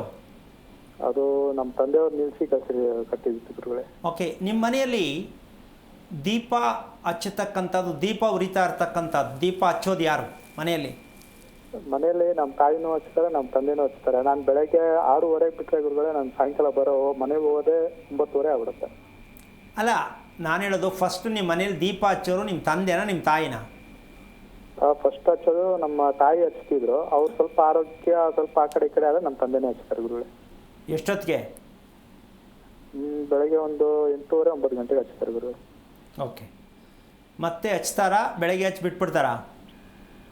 ಇಲ್ಲ ಬೆಳಗ್ಗೆ ಹಚ್ತಾರೆ ಮತ್ತೆ ಸಾಯಂಕಾಲ ಹಚ್ತಾರೆ ಗುರುಗಳೇ. ದಿನ 2 ಟೈಮ್ ಹಚ್ಚಬೇಕು ದೀಪನ. ಹೌದು. ನಿಮಗೆ ಈ ದೀಪ ಹಚ್ಚೋದು, ದೇವ್ರ ಹತ್ರ ಕುತ್ಕೊಂಡು ದೇವ್ರು ನೋಡೋದು ಏನಾದ್ರು ಅಭ್ಯಾಸ ಇದೆಯಾ? ಅಭ್ಯಾಸ ಇದೆ ಗುರುಗಳೇ ನನಗೆ. ಓಕೆ. ನಿಮ್ಮ ಮನೆ ದೀಪ ಉರಿಯೋದು ನೋಡಿದ್ದೀರಾ ನೀವು? ನೋಡಿದ್ದೀನಿ ಗುರುಗಳೇ, ಒಂದೊಂದು ಟೈಮ್. ಯಾವ ಬಣ್ಣದಲ್ಲಿ ದೀಪ ಉರಿಯುತ್ತೆ ನೋಡಿದ್ದೀರಾ? ಅದು ಸ್ವಲ್ಪ ಕಂದು ಬಣ್ಣದಲ್ಲೂ ಉರಿಯುತ್ತೆ ಗುರುಗಳೇ. ಕಿಟ್ಟ ಕಟ್ಟೋದು ನೋಡಿದ್ದೀರಾ ದೀಪದಲ್ಲಿ? ಒಂದೊಂದು ಟೈಮಲ್ಲಿ ಕಟ್ಟುತ್ತೆ, ಒಂದೊಂದು ಟೈಮಲ್ಲಿ ಕಟ್ಟಲ್ಲ ಗುರುಗಳೇ. ಆ ಕಟ್ಟೋದೇ ನೀವು ತಿಳ್ಕೊಂಡ್ರೆ ಅದೇ ಒಂದು 3 ತಿಂಗಳು ಎಪಿಸೋಡ್ ಮಾಡ್ಬೋದು, ಅಷ್ಟೊಂದು ಸ್ಟೋರಿ ಇದೆ ದೀಪದಲ್ಲಿ. ಗುರುಗಳೇ. ಯಾಕೆ ಅಂದರೆ ಯಾವ ಕಾರಣಕ್ಕೂ ನಿಮ್ಮ ಮನೆಯಲ್ಲಿ ಹೆಣ್ಣು ಅಂತಕ್ಕಂಥದ್ದು, ನೆಮ್ಮದಿ ಅಂತಕ್ಕಂಥದ್ದು ಸಾಧ್ಯತೆ ಇಲ್ಲ. ಓಕೆ. ಯಾಕೆ ಅಂದರೆ ಗಂಡಸರು ಯಾವ ಮನೆಯಲ್ಲಿ ದೀಪ ಹಚ್ತಾರೆ ಆ ಮನೆಯಲ್ಲಿ ಹೆಂಗಸರು ಯಾವುದೇ ಕಾರಣಕ್ಕೂ ಆರೋಗ್ಯ ಚೆನ್ನಾಗಿರಲ್ಲ, ನೆಮ್ಮದಿಯಾಗಿರೋಕ್ಕಾಗಲ್ಲ. ನಿಮ್ಮ ಮನೆಗೆ ಹೆಣ್ಣು ಹುಡುಗಿ ಬರೋದೂ ಇಲ್ಲ ಮದುವೆ ಮಾಡಿಕೊಂಡು. ಇಷ್ಟೆಲ್ಲ ಏನಕ್ಕೆ ಅನುಭವಿಸ್ಬೇಕು, ನಮ್ಮ ತಾಯಿಗೆ ಯಾಕೆ ಅಷ್ಟೊಂದು ಹುಷಾರು ತಪ್ಪಬೇಕು, ನನಗೆ ಯಾಕೆ ಮದುವೆ ಆಗ್ತಾ ಇಲ್ಲ ಅಂತಕ್ಕಂಥ ಪ್ರಶ್ನೆಗೆ ನೀವು ಇಷ್ಟು ವರ್ಷ 40 ವರ್ಷದ ಹತ್ತತ್ರ ನೀವು ಇನ್ನೂ ತಿಳ್ಕೊಳ್ದೇನೆ ಹಿಂಗೆ ಕಾಲ ಕಳೆದ್ರೆ ಮದುವೆ ಯಾಕಪ್ಪ ಅನಿಸುತ್ತೆ ಕೊನೆಯಲ್ಲಿ. ಹೌದು ತಾನೆ? ಹೌದು. ಎಲ್ಲೇ ಹೋದರೂ ಅವಮಾನ, ಪ್ರಶ್ನೆ ಕೇಳ್ತಾರೆ, ಯಾಕೆ ಮಾಡ್ಕೊಂಡಿಲ್ಲ, ಯಾಕೆ ಮದುವೆ ಆಗಲಿಲ್ಲ ಅಂತ. ಯಾಕೆ ಇದೆಲ್ಲ ನಂಬಿಕೆ ಇಲ್ವಾ ತಿಳ್ಕೊಳಕ್ಕೆ? ನಂಬಿಕೆ ಇದೆ ಗುರುಗಳೇ, ನಿಮ್ಮ ಹತ್ರ ಬಂದು ಹೋಗಿದ್ದೆ, ಬಟ್ ಏನಂದ್ರೆ ಮತ್ತೆ ಬರೋಕ್ಕಾಗಿಲ್ಲ. ತಪ್ಪಲ್ವಾ? ಇದು ಮುತ್ತಿಗೆ ಸ್ಥಾನವರೆಗೂ ಆಗಿತ್ತು. ಮನೆಯಲ್ಲಿ ಅಪ್ಪ ಅಮ್ಮ ಇಬ್ರು ಸ್ವಲ್ಪ ಅವರು ನೀನು ಹೆಂಗಾದ್ರೂ ಮಾಡಿ ಅವ್ರನ್ನ ಎಳ್ಕೊಂಡು ಬಂದು ಕ್ಲೀನ್ ಮಾಡ್ಕೋ. ಓಕೆ. ಆಮೇಲೆ ನಿಂದು ಯಾವುದು ಪೂರ್ತಿ ಆಗಲ್ಲ, ಅರ್ಧಕ್ಕೆ ನಿಂತ್ಕೊಳ್ಳುತ್ತೆ, ಬಿಡಬೇಡ, ಪ್ರಯತ್ನ ಮಾಡು, ಅನುಕೂಲ ಆಗತ್ತೆ. ಆಯಿತಾ? ಓಕೆ ಗುರುಗಳೇ. ಪ್ರಯತ್ನ ಮಾಡು, ಏನಾದ್ರು ಮಾಡೋಕ್ಕೆ ಪ್ರಯತ್ನ ಮಾಡು. ಅನ್ನೋದಕ್ಕಿಂತ ಹೆಚ್ಚಾಗಿ ನೀನು 5 ಗಂಟೆಗೆ ಸ್ನಾನ ಮಾಡಿ ಆಂಜನೇಯ ದೇವಸ್ಥಾನಕ್ಕೆ ಪ್ರದಕ್ಷಿಣೆ ಹಾಕಿದ್ರೆ ಒಂದು 5 ದಿನದಲ್ಲಿ ಅದಕ್ಕೇನಾದ್ರು ಒಂದು ರಸ್ತೆ ಸಿಕ್ಕುತ್ತೆ, ಕರ್ಕೊಂಡು ಬಾ, ಹಿಡಿದ ದಿನ ಪೂರ್ತಿ ಮಾಡ್ಕೊ, ಒಳ್ಳೆಯದಾಗಲಿ.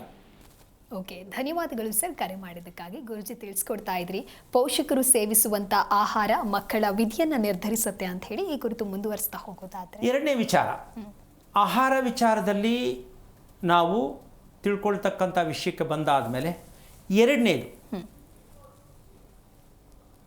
ಊಟ ಮಾಡಬೇಕು, ತಿಂಡಿ ತಿನ್ನಬೇಕು, ಹೊಟ್ಟೆ ಹಸಿತಾ ಇದೆ ಗೊತ್ತಾಗತ್ತೆ, ಹೌದು, ಅದನ್ನು ಮುಂದಕ್ಕೆ ತಳ್ಳೋದು. ಅನುಕೂಲ ನೋಡಿಕೊಂಡು ತಿನ್ನೋಣ, ಪುರ್ಸೊತ್ತಿಲ್ಲ, ಏನು ಮಾಡೋದು, ಯಾರೋ ನೆಂಟರು ಬಂದುಬಿಟ್ರು ಆಮೇಲೆ ತಿನ್ನೋಣ, ಅಥವಾ ಬೇಜಾರಾಯಿತು ಆಮೇಲೆ ತಿನ್ನೋಣ, ಈ ಥರ ತಳ್ಳೋ ಅಭ್ಯಾಸ ಇದೆಯಾ ಇಲ್ವಾ? ಇದೆ. ಹಾಂ, ಕಾರಣಾಂತರದಿಂದ ಅವರು ವೈಯಕ್ತಿಕ ಮಾಡ್ಕೊಳ್ಳಲ್ಲ, ಒಟ್ಟಿನಲ್ಲಂತೂ ಅನುಭವಿಸೋದು ಇವರೇ ಅಲ್ವಾ? ಇದು 2ನೇದು. ನಮಗೆ ಮಕ್ಕಳು ಆಗಬೇಕು, ಸಂತಾನ ಆಗಬೇಕು ಮುಂದಕ್ಕೆ ಅಂತ ಹೆಣ್ಣಿಗೂ ಗೊತ್ತು, ಗಂಡಿಗೂ ಗೊತ್ತು, ದೊಡ್ಡವ್ರಿಗೂ ಗೊತ್ತು. ಆದರೆ ಆ ಸಂತಾನಕ್ಕೆ ಪ್ರಿಪ್ರೇಷನ್ ಹೇಗಿರಬೇಕು, ಗಂಡು ಹೆಣ್ಣಲ್ಲಿ ಯಾವ ರೀತಿಯಾಗಿ ಫೌಂಡೇಶನ್ ಹಾಕ್ಕೋಬೇಕು, ಆಹಾರದಲ್ಲಿ, ಆಸ್ತಿಯಲ್ಲ. ಹಾಕ್ಬೇಕಾ ಬೇಡವಾ? ಇಲ್ಲ, ಕೇಳಿದ್ರೆ ಡ್ಯೂಟಿ ಮೇಲೆ ಹೋಗ್ತೀವಿ ನಾವು, ಯಾವಾಗಲೂ ಬರ್ತೀವಿ, ಯಾವಾಗಲೂ ತಿಂತೀವಿ, ಏನು ಮಾಡೋಣ, ಸಂಪಾದನೆ ಮಾಡಬೇಕಲ್ಲ ಅಂದರೆ ಇದಕ್ಕೆ ಉತ್ತರ ಇಲ್ಲ. ಹಸಿವನ್ನು ಮುಂದೆ ತಳ್ಳಿರುವ ಕಾರಣ ನಿಮ್ಮ ದೇಹ ಏನಾಗಿರುತ್ತೆ, ನಿಮ್ಮ ದೇಹದಲ್ಲಿ ಉತ್ಪತ್ತಿ ಆಗ್ತಕ್ಕಂಥದ್ರಿಂದ ಹುಟ್ಟುವ ಸಂತಾನಕ್ಕೆ ಎಷ್ಟು ಪ್ರೋಟೀನ್ ಅಂಶ ಇರುತ್ತೆ ನೀವೇ ಡಿಸೈಡ್ ಮಾಡ್ಕೊಳ್ಳಿ.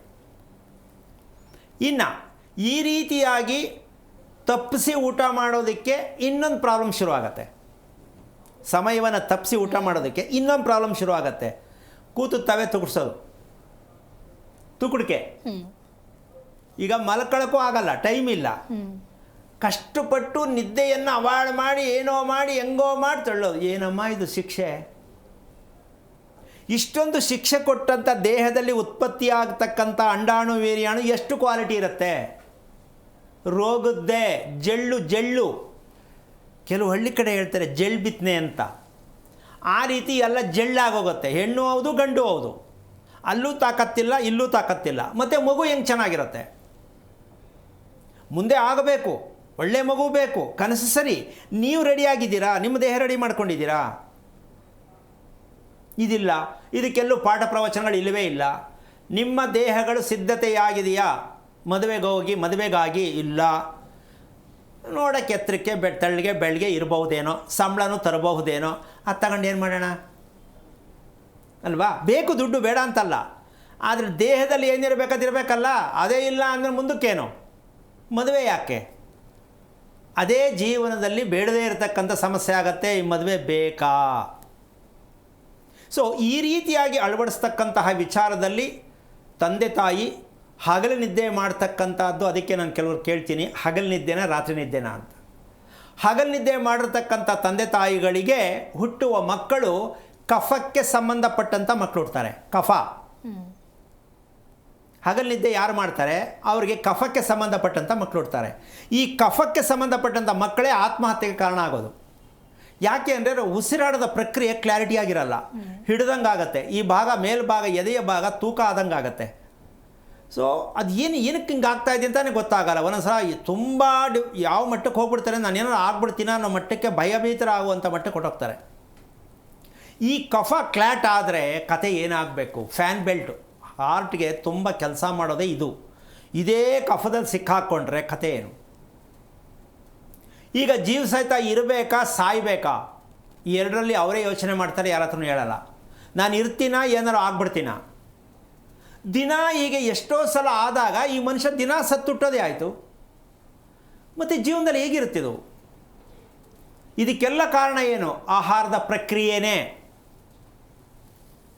ಇಷ್ಟೆಲ್ಲವೂ ಸಮಸ್ಯೆಯನ್ನು ಯಾಕೆ ಅನುಭವಿಸಬೇಕು ಅಂತಕ್ಕಂತಹ ಒಂದು ಲೆಕ್ಕಾಚಾರಕ್ಕೆ ಇನ್ನೊಂದು ದೊಡ್ಡದಾದ ಒಂದು ದುರಂತವೂ ಕೂಡ ನಮಗೆ ಕಾದಿರ್ತಕ್ಕಂತಹ ವಿಚಾರ ಏನಪ್ಪ ಅದು ಅಂದರೆ, ಒಂದು ಸಂತತಿಗೋಸ್ಕರವಾಗಿ ನಡೀತಕ್ಕಂತಹ ಕ್ರಿಯೆ ಅಂತ ನಾನು ಏನು ವಿಚಾರವನ್ನು ಹೇಳಿದೆ, ಆ ಕ್ರಿಯೆಗೆ ಒಂದು ದೊಡ್ಡ ಮಾರಕ ಅಂತ ವಿಚಾರಕ್ಕೆ ಹೋದರೆ ಇದೇ ಬರುತ್ತೆ. ಇದಕ್ಕೆ ಸರಿಯಾದ ಕ್ರಿಯೆಯ ಮೂಲ ತತ್ವ ಯಾವುದು? ದಾಂಪತ್ಯ ಕ್ರಿಯೆಯ ಮೂಲ ತತ್ವ ಯಾವುದು? ಒಳ್ಳೆಯ ದೃಢಕಾಯವಾದ ಸಂತಾನಕ್ಕೆ ಯಾವುದು ಅಂದರೆ, ನಿದ್ದೆಗೆಟ್ಟು, ರಾತ್ರಿ ನಿದ್ದೆಗೆಟ್ಟು ಮಗುವನ್ನು ಮಾಡ್ಕೊಳ್ಳೋರಿಗೆ ಅಳ್ಳಾಡ್ತಾ ಇರ್ತದೆ. ರಾತ್ರಿ ನಿದ್ದೆಗೆಡೋದು, ಬೆಳಗ್ಗೆ ಮಲ್ಕೊಳ್ಳೋದು, ಅವ್ರಿಗೆ ಹುಟ್ಟೋ ಮಗು ಅಳ್ಳಾಡ್ತಾ ಇರ್ತದೆ ತಂತಿ ಥರ. ಯಾಕೆಂದರೆ ನಿದ್ದೆ ಟೈಮಲ್ಲಿ ನಿದ್ದೆ ಮಾಡಿಲ್ಲ. ಇವ್ರ ಅನುಕೂಲಕ್ಕೆ ತಕ್ಕಂತೆ ಆಯಿತು. ಮದುವೆ ಹೆಂಗೋ ಆಗ್ಬಿಟ್ರೆ ಸರಿ, ಹೆಣ್ಣು ಸಿಕ್ಕಿಬಿಟ್ರೆ ಸರಿ, ಗಂಡು ಸಿಕ್ಕಿಬಿಟ್ರೆ ಸರಿ, ನೀನು ಹೆಂಗಿದೀಯಾ ಗೊತ್ತಿಲ್ಲ. ಈಗ ಇದನ್ನು ಜ್ಯೋತಿಷ್ಯದ ಶಾಸ್ತ್ರದಲ್ಲಿ ವಿಚಾರಗಳನ್ನು ಹೇಳ್ಕೊಂಡೇ ಬಂದಿದ್ದೀವಿ, ಕೇಳ್ಕೊಂಡೇ ಬಂದಿದ್ದೀವಿ. ಕೆಲವು ಪುಣ್ಯಾತ್ಮರು ಹೇಳ್ತಾರೆ, ಏನಿವರು ಏನೇನೋ ಹೇಳ್ತಾರೆ, 10 ವರ್ಷ 12 ವರ್ಷದಿಂದ ಕಾರ್ಯಕ್ರಮ ಮಾಡ್ತಾವ್ರೆ, ಕರೆಕ್ಟಾಗಿ ಯಾವುದು ಪೂರ್ತಿ ಮಾಡಲ್ಲ ಅಂತ ಪುಣ್ಯಾತ್ಮರು ಎಷ್ಟೋ ಜನಕ್ಕೆ ಪ್ರಶ್ನೆ. ಅವ್ರಿಗೆ ಅದರ ಸತ್ಯ ಗೊತ್ತಾದರೆ, ಎಷ್ಟು ಈ ವಿದ್ಯೆಯಲ್ಲಿ ಏನೆಲ್ಲ ಸತ್ಯಗಳಿದೆ, ಈ ಭಾರತ ದೇಶದಲ್ಲಿ ಇಂತಹ ವಿದ್ಯೆಗಳನ್ನು ಯಾಕೆ ಯಾರು ಅದನ್ನು ಹೇಳೋಕ್ಕಾಗ್ತಾ ಇಲ್ಲ ಅಂತಕ್ಕಂಥ ಯೋಚನೆ ಆ ಥರ ವ್ಯಕ್ತಿಗಳಿಗೆ ಬರಲ್ಲ. ಅವರಿಗೆ ಏನಂದರೆ ಏನೋ ಒಂದು ಹೇಳ್ಬಿಡ್ಬೇಕು ಅಷ್ಟೇ. ಈ ಥರದಲ್ಲಿ ಯಾರೋ ಒಬ್ರು ಇರ್ತಾರೆ, ಇರಲಿ, ತೊಂದರೆ ಇಲ್ಲ. ಆದರೆ ಇದಕ್ಕೆ ಅಹಂ ಅಂತ ಅವ್ರ ಭಾವನೆ ಇರೋದ್ರೆ ಇನ್ನೊಬ್ಬರ ಮೇಲೆ ಅಹಂ ಅಂತ ಹಾಕ್ತಾರೆ. ಸತ್ಯವನ್ನು ಹೇಳೋದಕ್ಕೆ ಅದು ಬೇಕೇ ಬೇಕು, ಸುಳ್ಳು ಹೇಳೋದಕ್ಕೆ ಅದು ಬೇಕಾಗಿಲ್ಲ. ಅಹಂ ಅನ್ನೋ ಪದ ಇದೆಯಲ್ಲ, ಅದು ಸುಳ್ಳು ಹೇಳೋರಿಗೆ ಅದು ಬರಲ್ಲ. ಸತ್ಯ ಹೇಳಿದಾಗ ಅಹಂ ಇರಲೇಬೇಕು, ಅದಕ್ಕೆ ಅದೇ ಭೂಷಣ. ಅದಕ್ಕೆ ಹೆದರ್ಕೊಂಡು ಯೋಚನೆ ಮಾಡಿ ಏನೇನೋ ಮನಸ್ಸು ಕೆಡಿಸ್ಕೊಂಡ್ರೆ ಅದಕ್ಕೆ ನೀವೇ ಹೊಣೆ.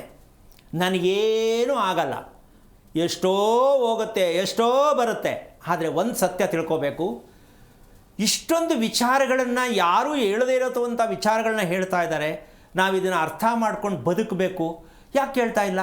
10 ವರ್ಷ 12 ವರ್ಷ ಕಾರ್ಯಕ್ರಮ ಆಯಿತು, ಯಾಕೆ ಹೇಳ್ತಾ ಇಲ್ಲ ಅಂದರೆ, ಹಾರ್ಟ್ ಅಟ್ಯಾಕ್ ಆಗಿರುತ್ತೆ, ಡಾಕ್ಟ್ರಿಗೆ ಒಂದು ಮಾತ್ರೆ ಕೊಟ್ಟುಬಿಡಿ ಅಂತ ಕೇಳ್ದಂಗಿರುತ್ತೆ.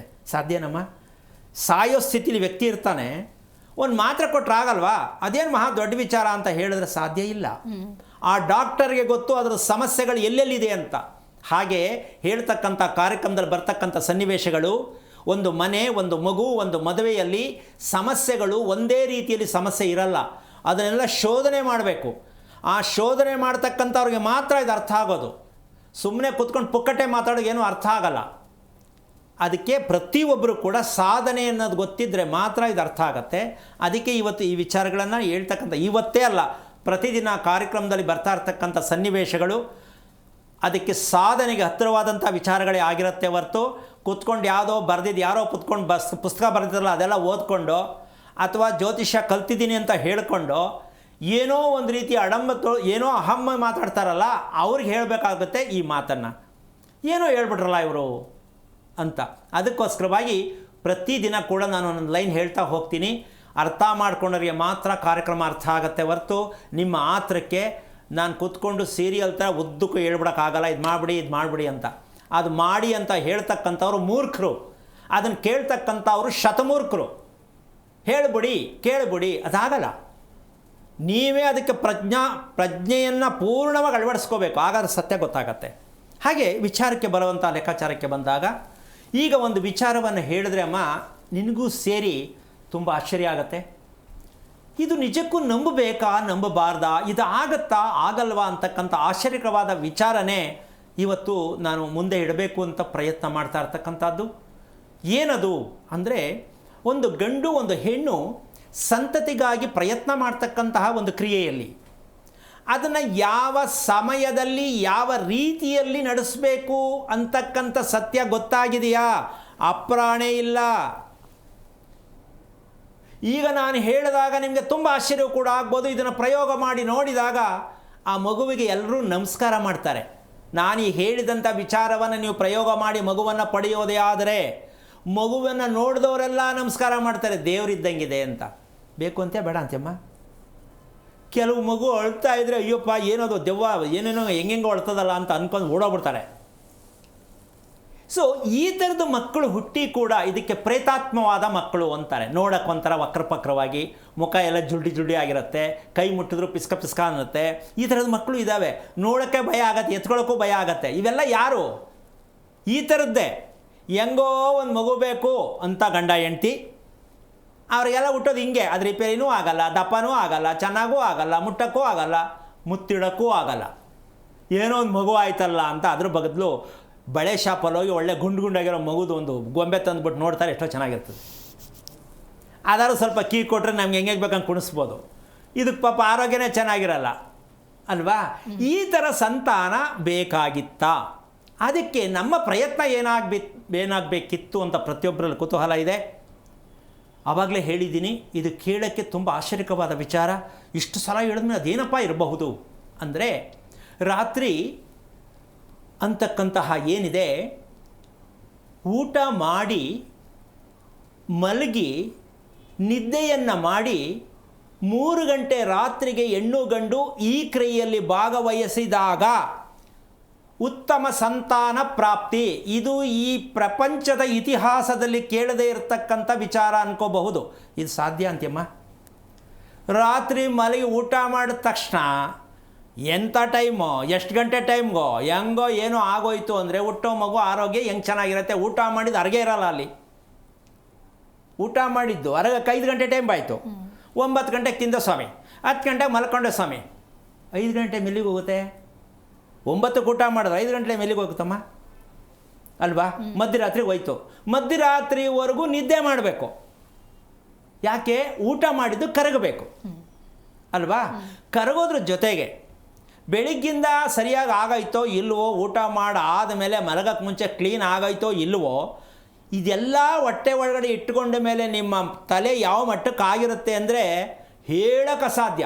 ಅಷ್ಟು ಒತ್ತಡದಲ್ಲಿ ಚಂಚಲತೆಯಲ್ಲಿ ಇರುತ್ತೆ ಗಂಡು ಹೆಣ್ಣು ಇಬ್ಬರದೂ. ಅಂಥ ಸಮಯದಲ್ಲಿ ಮಗುವಿಗೆ ಸಂತಾನಕ್ಕೆ ನಾವು ಮಾಡ್ತಕ್ಕಂತಹ ಪ್ರಯತ್ನಗಳು ಎಷ್ಟರ ಮಟ್ಟಕ್ಕೆ ಸರಿ. ಅದರ ಜೊತೆಗೆ ಪ್ರತಿಯೊಂದಕ್ಕೂ ನಾವು ಕ್ರಮವನ್ನು ಅನುಸರಿಸಿ ನಾವು ಬೆಳೆಯನ್ನು ಬೆಳೀತಕ್ಕಂಥದ್ದು, ಮದುವೆ ಮಾಡ್ಕೊಳ್ತಕ್ಕಂಥದ್ದು, ಮಗುಗೆ ಹೆಸರಿಡ್ತಕ್ಕಂಥದ್ದು, ಇವೆಲ್ಲವನ್ನು ಕೂಡ ನಾವು ಅನುಸರಿಸಿ ಮಾಡ್ಕೋತೀವಿ ಅಲ್ವೇನಮ್ಮ? ಯಾವ ತಿಂಗಳಲ್ಲಿ ಮಾಡಿಕೊಂಡ್ರೆ ಒಳ್ಳೆಯದು, ಇದೆಲ್ಲ ಅನುಸರಿಸ್ತಾ ಹೋಗ್ತೀವಿ. ಹಾಗೆಯೇ ಇದನ್ನು ಸಂತಾನ ಪಡಿತಕ್ಕಂಥದ್ದಕ್ಕೆ ಪ್ರಯತ್ನ ಇವರಿಬ್ಬರೂ ಸೇರಿ ಯಾವ ರೀತಿಯಾಗಿ ತಿಳ್ಕೋಬೇಕು ಅಂತಕ್ಕಂಥದ್ದು ಇನ್ನೊಂದು ಭಾಗಕ್ಕೆ ಹೋದರೆ, 27 ನಕ್ಷತ್ರದಲ್ಲಿ ಯಾವುದೋ ಒಂದು ನಕ್ಷತ್ರದ ಮಗು ಹುಟ್ಟತ್ತೆ. ಸತ್ಯ ಇರೋ 27 ನಕ್ಷತ್ರ, ಅದರಲ್ಲಿ ಯಾವುದೋ ಒಂದು ನಕ್ಷತ್ರ ಮಗು ಹುಟ್ಟತ್ತೆ. ಯಾಕೆ ಅಂದರೆ ಸಾಕಷ್ಟು ಜನಕ್ಕೆ ನಕ್ಷತ್ರ ಅಂತ ಹೇಳ್ತಾ ಇರ್ತಕ್ಕಂಥ ಏಕೈಕ ಗುರುಗಳು ಅಂದರೆ ಇವರು ಒಬ್ಬರೇನಪ್ಪ, ಬೇರೆಯವರು ಯಾರೂ ಹೇಳ್ತಾ ಇಲ್ಲ ಅಂದರೆ ಅವರು ಅಲ್ಲಿಗೆ ಹೋಗೇ ಇಲ್ಲ ರೀ. ಅವರಿಗೆ ಆ ಸ್ಕೂಲಿಗೆ ಹೋಗಿಲ್ಲ ಅವರು, ಎಲ್ಲಿಂದ ಹೇಳ್ತಾರೆ? ಅದು ಸಿಕ್ಕಬೇಕಾದ್ರೆ ಇಲ್ಲೇ ನಿಮ್ಗೆ ಸಿಗಬೇಕು. ರಿಯಾಲಿಟಿ, ಸತ್ಯ. ಇದನ್ನು ಹೇಳಿದಾಗ ಬೇರೆಯವ್ರಿಗೆ ಏನೋಪ್ಪ ಇವ್ರಿಗೆ ಗೊತ್ತಾ, ಏನೋ ಒಂಥರ ಮಾತಾಡ್ತಾರೆ. ನೋಡಿ ಎಷ್ಟು ಥರ ವಿಚಾರ ಬರುತ್ತೆ ನೋಡಮ್ಮ. ಈಗ ಇದು ಸತ್ಯ, ಇದೆಲ್ಲೂ ಸಿಕ್ಕಿಲ್ಲ, ಇದಿಲ್ಲೇ ಸಿಗೋದು ಅಂದಾಗ ಇವ್ರಿಗೇನೋ ಗೊತ್ತಿರೋದು, ಏನಪ್ಪ ಇಷ್ಟು ಅಹಂಕಾರವಾಗಿ ಮಾತಾಡ್ತಾರೆ. ಈ ಥರದ ಜನನೂ ಇದ್ದಾರೆ ಅಲ್ಲ. ಅದು ಆಡ್ಕೊಳ್ಳಿ, ತೊಂದರೆ ಇಲ್ಲ. ಆದರೆ ತಿಳ್ಕೋಬೇಕು, ಯಾವ ರೀತಿಯಾಗಿರ್ತಕ್ಕಂಥ ವಿಚಾರ ಆದಾಗ ಇದು ಬರ್ತಕ್ಕಂಥದಕ್ಕೆ ಅದು ಒಂದು ದೊಡ್ಡ ಒಡವೆ. ಅದು ಆ ಪದಕ್ಕೆ, ಆ ವಿಚಾರಕ್ಕೆ ಒಂದು ಒಡವೆ, ಅಹಂ ಅಂತ ಹೇಳ್ತಿರಲ್ಲ, ತಿಳ್ಕೊಂಡಿದ್ದೀರಲ್ಲ, ಅದನ್ನು ಈ ರೀತಿಯಾಗಿ ಪರಿಗ್ರಹಿಸಿ ಜ್ಞಾನದ ರೂಪಕ್ಕೆ ತಗೊಂಡೋಗಿ ಚುಚ್ಚಿ ಹೊಡೆದು ಶಿಕ್ಷೆ ಕೊಟ್ಟು ಹೇಳೋದೇ ನಿಜವಾದ ವಿದ್ಯೆ. ಏನೂ ಆಗಲ್ಲ. ಹೋಗಿ 2 ಅಮಾವಾಸ್ಯೆ ಕಳೀಲಿ, ಯುಗಾದಿ ಹಬ್ಬ ಕಳೀಲಿ, 9ಕ್ಕೆ ಬರ್ತಾರೆ, 12ಕ್ಕೆ ಅವ್ರು ಬರ್ತಾರೆ, ಹೇಳ್ತಾರಲ್ಲ ಇವರು ಮನೆ ಹಾಳು ಮಾಡೋ ಕೆಲಸದವರು. ಈ ಮನೆ ಹಾಳು ಮಾಡೋ ಕೆಲಸದ್ದೆಲ್ಲ ಕೇಳ್ಕೊಂಡು ನಿಮ್ಮ ಮನೆ ಹಾಳಾಗ್ಬಿಡುತ್ತೆ. ಅದಾಗಬಾರದು. ಸತ್ಯವೇ ಜೀವ ಕಾರ್ಯಕ್ರಮದಲ್ಲಿ ಹೇಳ್ತಾ ಇರ್ತಕ್ಕಂಥ ಜಿ ನ್ಯೂಸ್ ಕನ್ನಡದಲ್ಲಿ ಸತ್ಯ ಅನ್ನೋ ಪದನ ಬಳಸ್ತಾನೇ ಇರ್ತಾರೆ ಬೆಳಗಿಂದ ಸಾಯಂಕಾಲ ತನಕ. ಇದನ್ನು ಅರ್ಥ ಮಾಡ್ಕೋಬೇಕು. ಸತ್ಯವಾದ ವಿಚಾರನೇ ಈ ಕನ್ನಡ ಕಾರ್ಯಕ್ರಮದಲ್ಲಿ ಬರ್ತಕ್ಕಂಥದ್ದು ಅಂತಕ್ಕಂಥ ವಿಷಯ. ಈಗ ಅದೇ ಲೆಕ್ಕಾಚಾರಕ್ಕೆ ಬಂದರೆ 27 ನಕ್ಷತ್ರಕ್ಕೆ 3 ಭಾಗ ಮಾಡೋಣ. ಈ 3 ಭಾಗ ಮಾಡಿದಾಗ 9 3 27, ಹೌದಾ? ಈ 9 ಅಂತಕ್ಕಂಥದ್ದು 27 ದಿನಕ್ಕೆ ಸಂತಾನ ಪಡೆಯುವಂಥ ಹೆಣ್ಣು 27 ಕರೆಕ್ಟಾಗಿ ರಜಾ ಆಗಲೇಬೇಕು. 27ನೇ ದಿನಕ್ಕೆ ಆಗಲೇಬೇಕು, ಮುಂದಕ್ಕೆ ಹೋಗಬಾರ್ದು. ಸಂತಾನಕ್ಕೆ ರೆಡಿಯಾಗಿರ್ತಕ್ಕಂಥ ಹೆಣ್ಣು ಯಾರು ಅಂದರೆ 27ನೇ ದಿನಕ್ಕೆ ಆಗುವಂತಹ ಪ್ರತಿ ತಿಂಗಳು ರಜಾ ಆದರೆ ಆ ಹುಡುಗಿ ಸಂತಾನ ಪಡೆಯೋಕ್ಕೆ ಅರ್ಹತೆ ಹೊಂದಿದ್ದಾಳೆ ಅಂಥ ಮಗುವಿಗೆ ಮದುವೆಯನ್ನು ಮಾಡುವುದು ಸೂಕ್ತ. ಇದೆಯಾ? ಇಲ್ಲ. ಅದು ಹೆಂಗೋ ಮಾಡಿ ಮುಚ್ಚಿ ಮಾತ್ರೆ ನುಂಗಿಸಿ ಏನೋ ಮಾಡಿ ಮ್ಯಾಜಿಕ್ ಮಾಡಿ ಕಟ್ಬಿಟ್ಟು ಕಳಿಸ್ಬಿಡೋದು. ಆಮೇಲೆ ಯಾಕೋ ಮಗುವಾಯ್ತಲ್ಲ ನೋಡಿ ಅಂತ ಶಾಸ್ತ್ರ ಕೇಳಕ್ಕೆ ಹೋಗೋದು. ಇಲ್ಲಿ ಪಾಯನೇ ಚೆನ್ನಾಗಿ ಹಾಕಿಲ್ಲ, ಮನೆ ಹೆಂಗೆ ಕಟ್ತೀರಾ? ಹಾಗಾಗಿ ಈ ರೀತಿಯಾಗಿರ್ತಕ್ಕಂತಹ ಈ 27 ದಿನವನ್ನು 3 ಭಾಗ ಮಾಡಿದಾಗ ರಜಾ ಆದ 9 ದಿನ, ರಜಾ ಆಗುವ 9 ದಿನ ಹಿಂದೆ ಮುಂದೆ ಕಳೆದು ಮಧ್ಯ ಉಳಿತಕ್ಕಂಥ 9 ದಿನದಿಂದ ನಡೀತಕ್ಕಂಥ ಕ್ರಿಯೆಯಲ್ಲಿ ಹುಟ್ಟುತ್ತೆ ಆರೋಗ್ಯವಾದ ಸಂತಾನ. ಮುಂದಕ್ಕೆ 9, ಹಿಂದಕ್ಕೆ 9, 18 ಹೋಯಿತು, ಇನ್ನು 9 ಉಳಿತು. ಅವರೇ ನವಗ್ರಹಗಳು. ಆ ನವಗ್ರಹಗಳ ನವದಿನಗಳನ್ನು ಹೆಣ್ಣಿಗೆ 9 ದಿನಕ್ಕೆ ಉತ್ಪತ್ತಿ ಆಗಬಹುದು, 10 ದಿನಕ್ಕೆ ಉತ್ಪತ್ತಿ ಆಗ್ಬೋದು, 11 ದಿನಕ್ಕೆ ಉತ್ಪತ್ತಿ ಆಗ್ಬೋದು, 12ನೇ ದಿನಕ್ಕೆ ಉತ್ಪತ್ತಿ ಆಗ್ಬೋದು. ಇದನ್ನು ಯಾರ್ರೀ ನೋಡಿರೋದು? ಇದನ್ನು ಯಾರ್ರೀ ತಿಳಿಯೋದು? ತಿಳಿಲೇಬೇಕು. ಎಲ್ಲ ಮಕ್ಕಳಿಗೂ ಒಂದೇ ರೀತಿಯಾಗಿ ಉತ್ಪತ್ತಿಯಾಗುವ ಸಂತತಿಗೆ ಬೇಕಾಗಿರುವ ಅಂಡಾಣು ಉತ್ಪತ್ತಿ ಆಗ್ತಕ್ಕಂಥ ವಿಚಾರದಲ್ಲಿ ಎಲ್ಲ ಹೆಣ್ಣು ಮಕ್ಕಳಿಗೂ ಒಂದೇ ರೀತಿಯಲ್ಲಿ ಇರಲಿಕ್ಕೆ ಸಾಧ್ಯ ಇಲ್ಲ. ಏನು ಹೇಳ್ತೀಮ್ಮ? ಹೌದಲ್ವಾ? ಈಗ ಇದನ್ನು ತಿಳಿಯೋರು ಯಾರು, ತಿಳಿಸೋರು ಯಾರು? ಒಳ್ಳೆ ಮಗು ಬೇಕು, ಸರಿ, ದೇವ್ರಿಗೆ ಅರ್ಕೆ ಕಟ್ಕೊಂಡ್ಬಿಡೋದು, ದೇವ್ರ ಪೂಜೆ ಮಾಡಿಬಿಡೋದು, ಸಂಕಷ್ಟರ ಚೌತಿ ಮಾಡಿಬಿಡೋದು, ಸತ್ಯನಾರಾಯಣ ಪೂಜೆ ಮಾಡಿಸ್ಬಿಡೋದು. ಸರಿ, ಬರೀ ಪೂಜೆ ಮಾಡೋದು ಮಾಡ್ತೀರಾ? ನೀವೇನು ಮಾಡಿದ್ರಿ? ನೀವೇನು ತಿಳ್ಕೊಂಡ್ರಿ? ನೀವೇನು ನಡ್ಕೊಂಡ್ರಿ? ಗೊತ್ತಿಲ್ಲ. ಮತ್ತು ಯಾರು ಹೇಳೋರು ಯಾರು ಇದನ್ನು? ಇದು ನಿಜವಾದ ಸತ್ಯ. ವೈಜ್ಞಾನಿಕವಾಗಿ ಹೇಳ್ತಾ ಇದ್ದೀನಿ ನಾನು, ಶಾಸ್ತ್ರದ ಬಗ್ಗೆ ಮಾತಾಡ್ತಾ ಇಲ್ಲ. ವೈಜ್ಞಾನಿಕವಾಗಿಯೂ ಕೂಡ ಇದು ಸತ್ಯ. ಈ ರೀತಿ 27 ದಿನವನ್ನು 27 ನಕ್ಷತ್ರವನ್ನು 3 ಭಾಗ ಮಾಡಿ ಸಂತಾನವನ್ನು ಬೆಳೀತಕ್ಕಂತಹ ತಂದೆ ತಾಯಿಗಳಿದ್ದಾರಲ್ಲ, ಅವರೇ ಭಾಗ್ಯವಂತರು, ಅವರೇ ಪುಣ್ಯವಂತರು. ಅಂಥ ಪುಣ್ಯವಂತರು ನಮ್ಮ ದೇಶದಲ್ಲಿ ಇದ್ದಾರಾ ಅಂತ ನಿಜಕ್ಕೂ ಪ್ರಯತ್ನ ಮಾಡೋಣ ಅಂತ ಮಾಡಿದೆ. ಹೇಳ್ತಾ ಇದ್ದೀನಿ, ಆದಷ್ಟು ಮಟ್ಟಕ್ಕೂ ಮುಂದೆ ಮದುವೆ ಮಾಡ್ತಕ್ಕಂತಹ ಸಂತಾನವನ್ನು ಪಡಿತಕ್ಕಂತಹ ಮಕ್ಕಳು, ಮೊಮ್ಮಕ್ಕಳು, ಸೊಸೆ ಇದ್ದರೆ ದಯವಿಟ್ಟು ಇದ್ರ ಮಾರ್ಗದರ್ಶನ ಕೊಟ್ಟು ತಿಳಿಸಿ ಪ್ರಯತ್ನವನ್ನು ಮಾಡ್ತಕ್ಕಂಥದ್ದನ್ನು ಮಾಡಿದಾಗ ನಿಮ್ಮ ವಂಶಕ್ಕೆ ಎಂಥ ಅಭಿವೃದ್ಧಿಯಾದ ಸಂತಾನ ಬರುತ್ತೆ. ಈ ಸಂತಾನದಿಂದ ನಿಮ್ಮ ಮನಸ್ಸಿಗೆ ಎಷ್ಟು ಖುಷಿಯಾಗತ್ತೆ. ಆತ್ಮಹತ್ಯೆ ಮಾಡ್ಕೊಳ್ಳೋ ಮಕ್ಕಳು ಬೇಕಾ? ಹೆಣ್ಣಾಗಲಿ ಗಂಡಾಗಲಿ ಸ್ವಲ್ಪ ಯೋಚನೆ ಮಾಡಿ. ರೋಗದಲ್ಲಿ ಸಿಕ್ಕಾಕೊಳ್ಳುವಂಥ ಮಕ್ಕಳು ಬೇಕಾ? ಸ್ವಲ್ಪ ಯೋಚನೆ ಮಾಡಿ. ನಾವು ರೋಗದಿಂದ ಮುಕ್ತರಾಗಬೇಕು, ರೋಗ ಮುಕ್ತವಾದ ಮಗುವನ್ನು ಪಡಿಬೇಕು ಅಂತ ಪ್ರತಿ ತಂದೆ ತಾಯಿಗಳು ಯೋಚನೆ ಮಾಡಿ ಮದುವೆ ಮಾಡಿಕೊಳ್ಳೋದು, ಮದುವೆ ಮಾಡಿಸೋ ಪ್ರಯತ್ನವನ್ನು ಮಾಡಬೇಕು ಅಂತಕ್ಕಂಥದ್ದೇ ಈ ಕಾರ್ಯಕ್ರಮದ ಪೂರ್ಣವಾಗಿರ್ತಕ್ಕಂಥ ಉದ್ದೇಶ. ನೀವೇನೇ ಮಾಡಿ ಮನೆ ಕಟ್ಟಿ ಮಗು ಮಾಡ್ಕೊಳ್ಳಿ, ಮದುವೆ ಮಾಡ್ಕೊಳ್ಳಿ. ಇವು 3 ಭಗವಂತ ನಮ್ಮ ಕೈಯಲ್ಲಿ ಕೊಟ್ಟಿದ್ದಾನೆ. ಯಾಕೆ ಅಂದರೆ ನೀವೇ ಅದನ್ನು ಡಿಸೈಡ್ ಮಾಡಿ ಅಂತ. ಇವು 3 ನಮ್ಮ ಕೈಯಲ್ಲಿ ತಾನೇ ಕೊಟ್ಟಿರೋದು.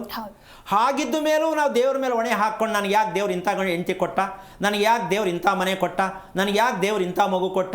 ಯಾವ ಕರ್ಮಾರಿ ಇದು? ದೇವರ ಮೇಲೆ ಇನ್ನೂ ನೀವು ಶಾಪ ಹಾಕ್ಕೊಳ್ತೀರಾ, ಶಾಪ ತಗೊಳ್ತೀರಾ ನೀವು.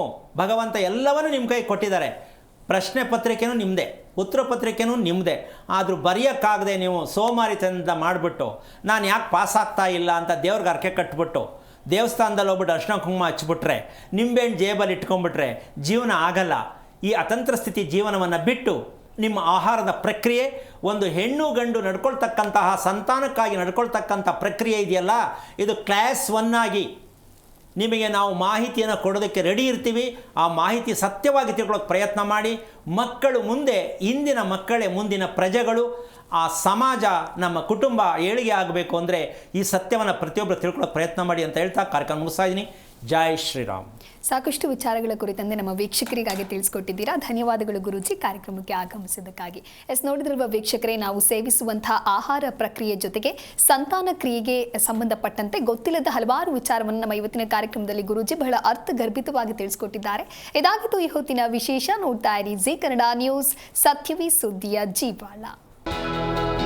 ಹೆಚ್ಚಿನ ಮಾಹಿತಿಗಾಗಿ ಸಂಪರ್ಕಿಸಿ ಶ್ರೀಮಾನ್ ಶ್ರೀ ಪುರುಷೋತ್ತಮ್ ದೇಶಿಕ್ ಗುರೂಜಿ, ಶ್ರೀ ಧರ್ಮ ಮಾರ್ಗ ಕಚೇರಿ, ನಂಬರ್ 532, ಮಲಥಹಳ್ಳಿ ಮುಖ್ಯ ರಸ್ತೆ, ಬೆಂಗಳೂರು 560056. ಸಂಪರ್ಕಿಸಿ 9148639933, 8618915231, 9513393251, 91082588834.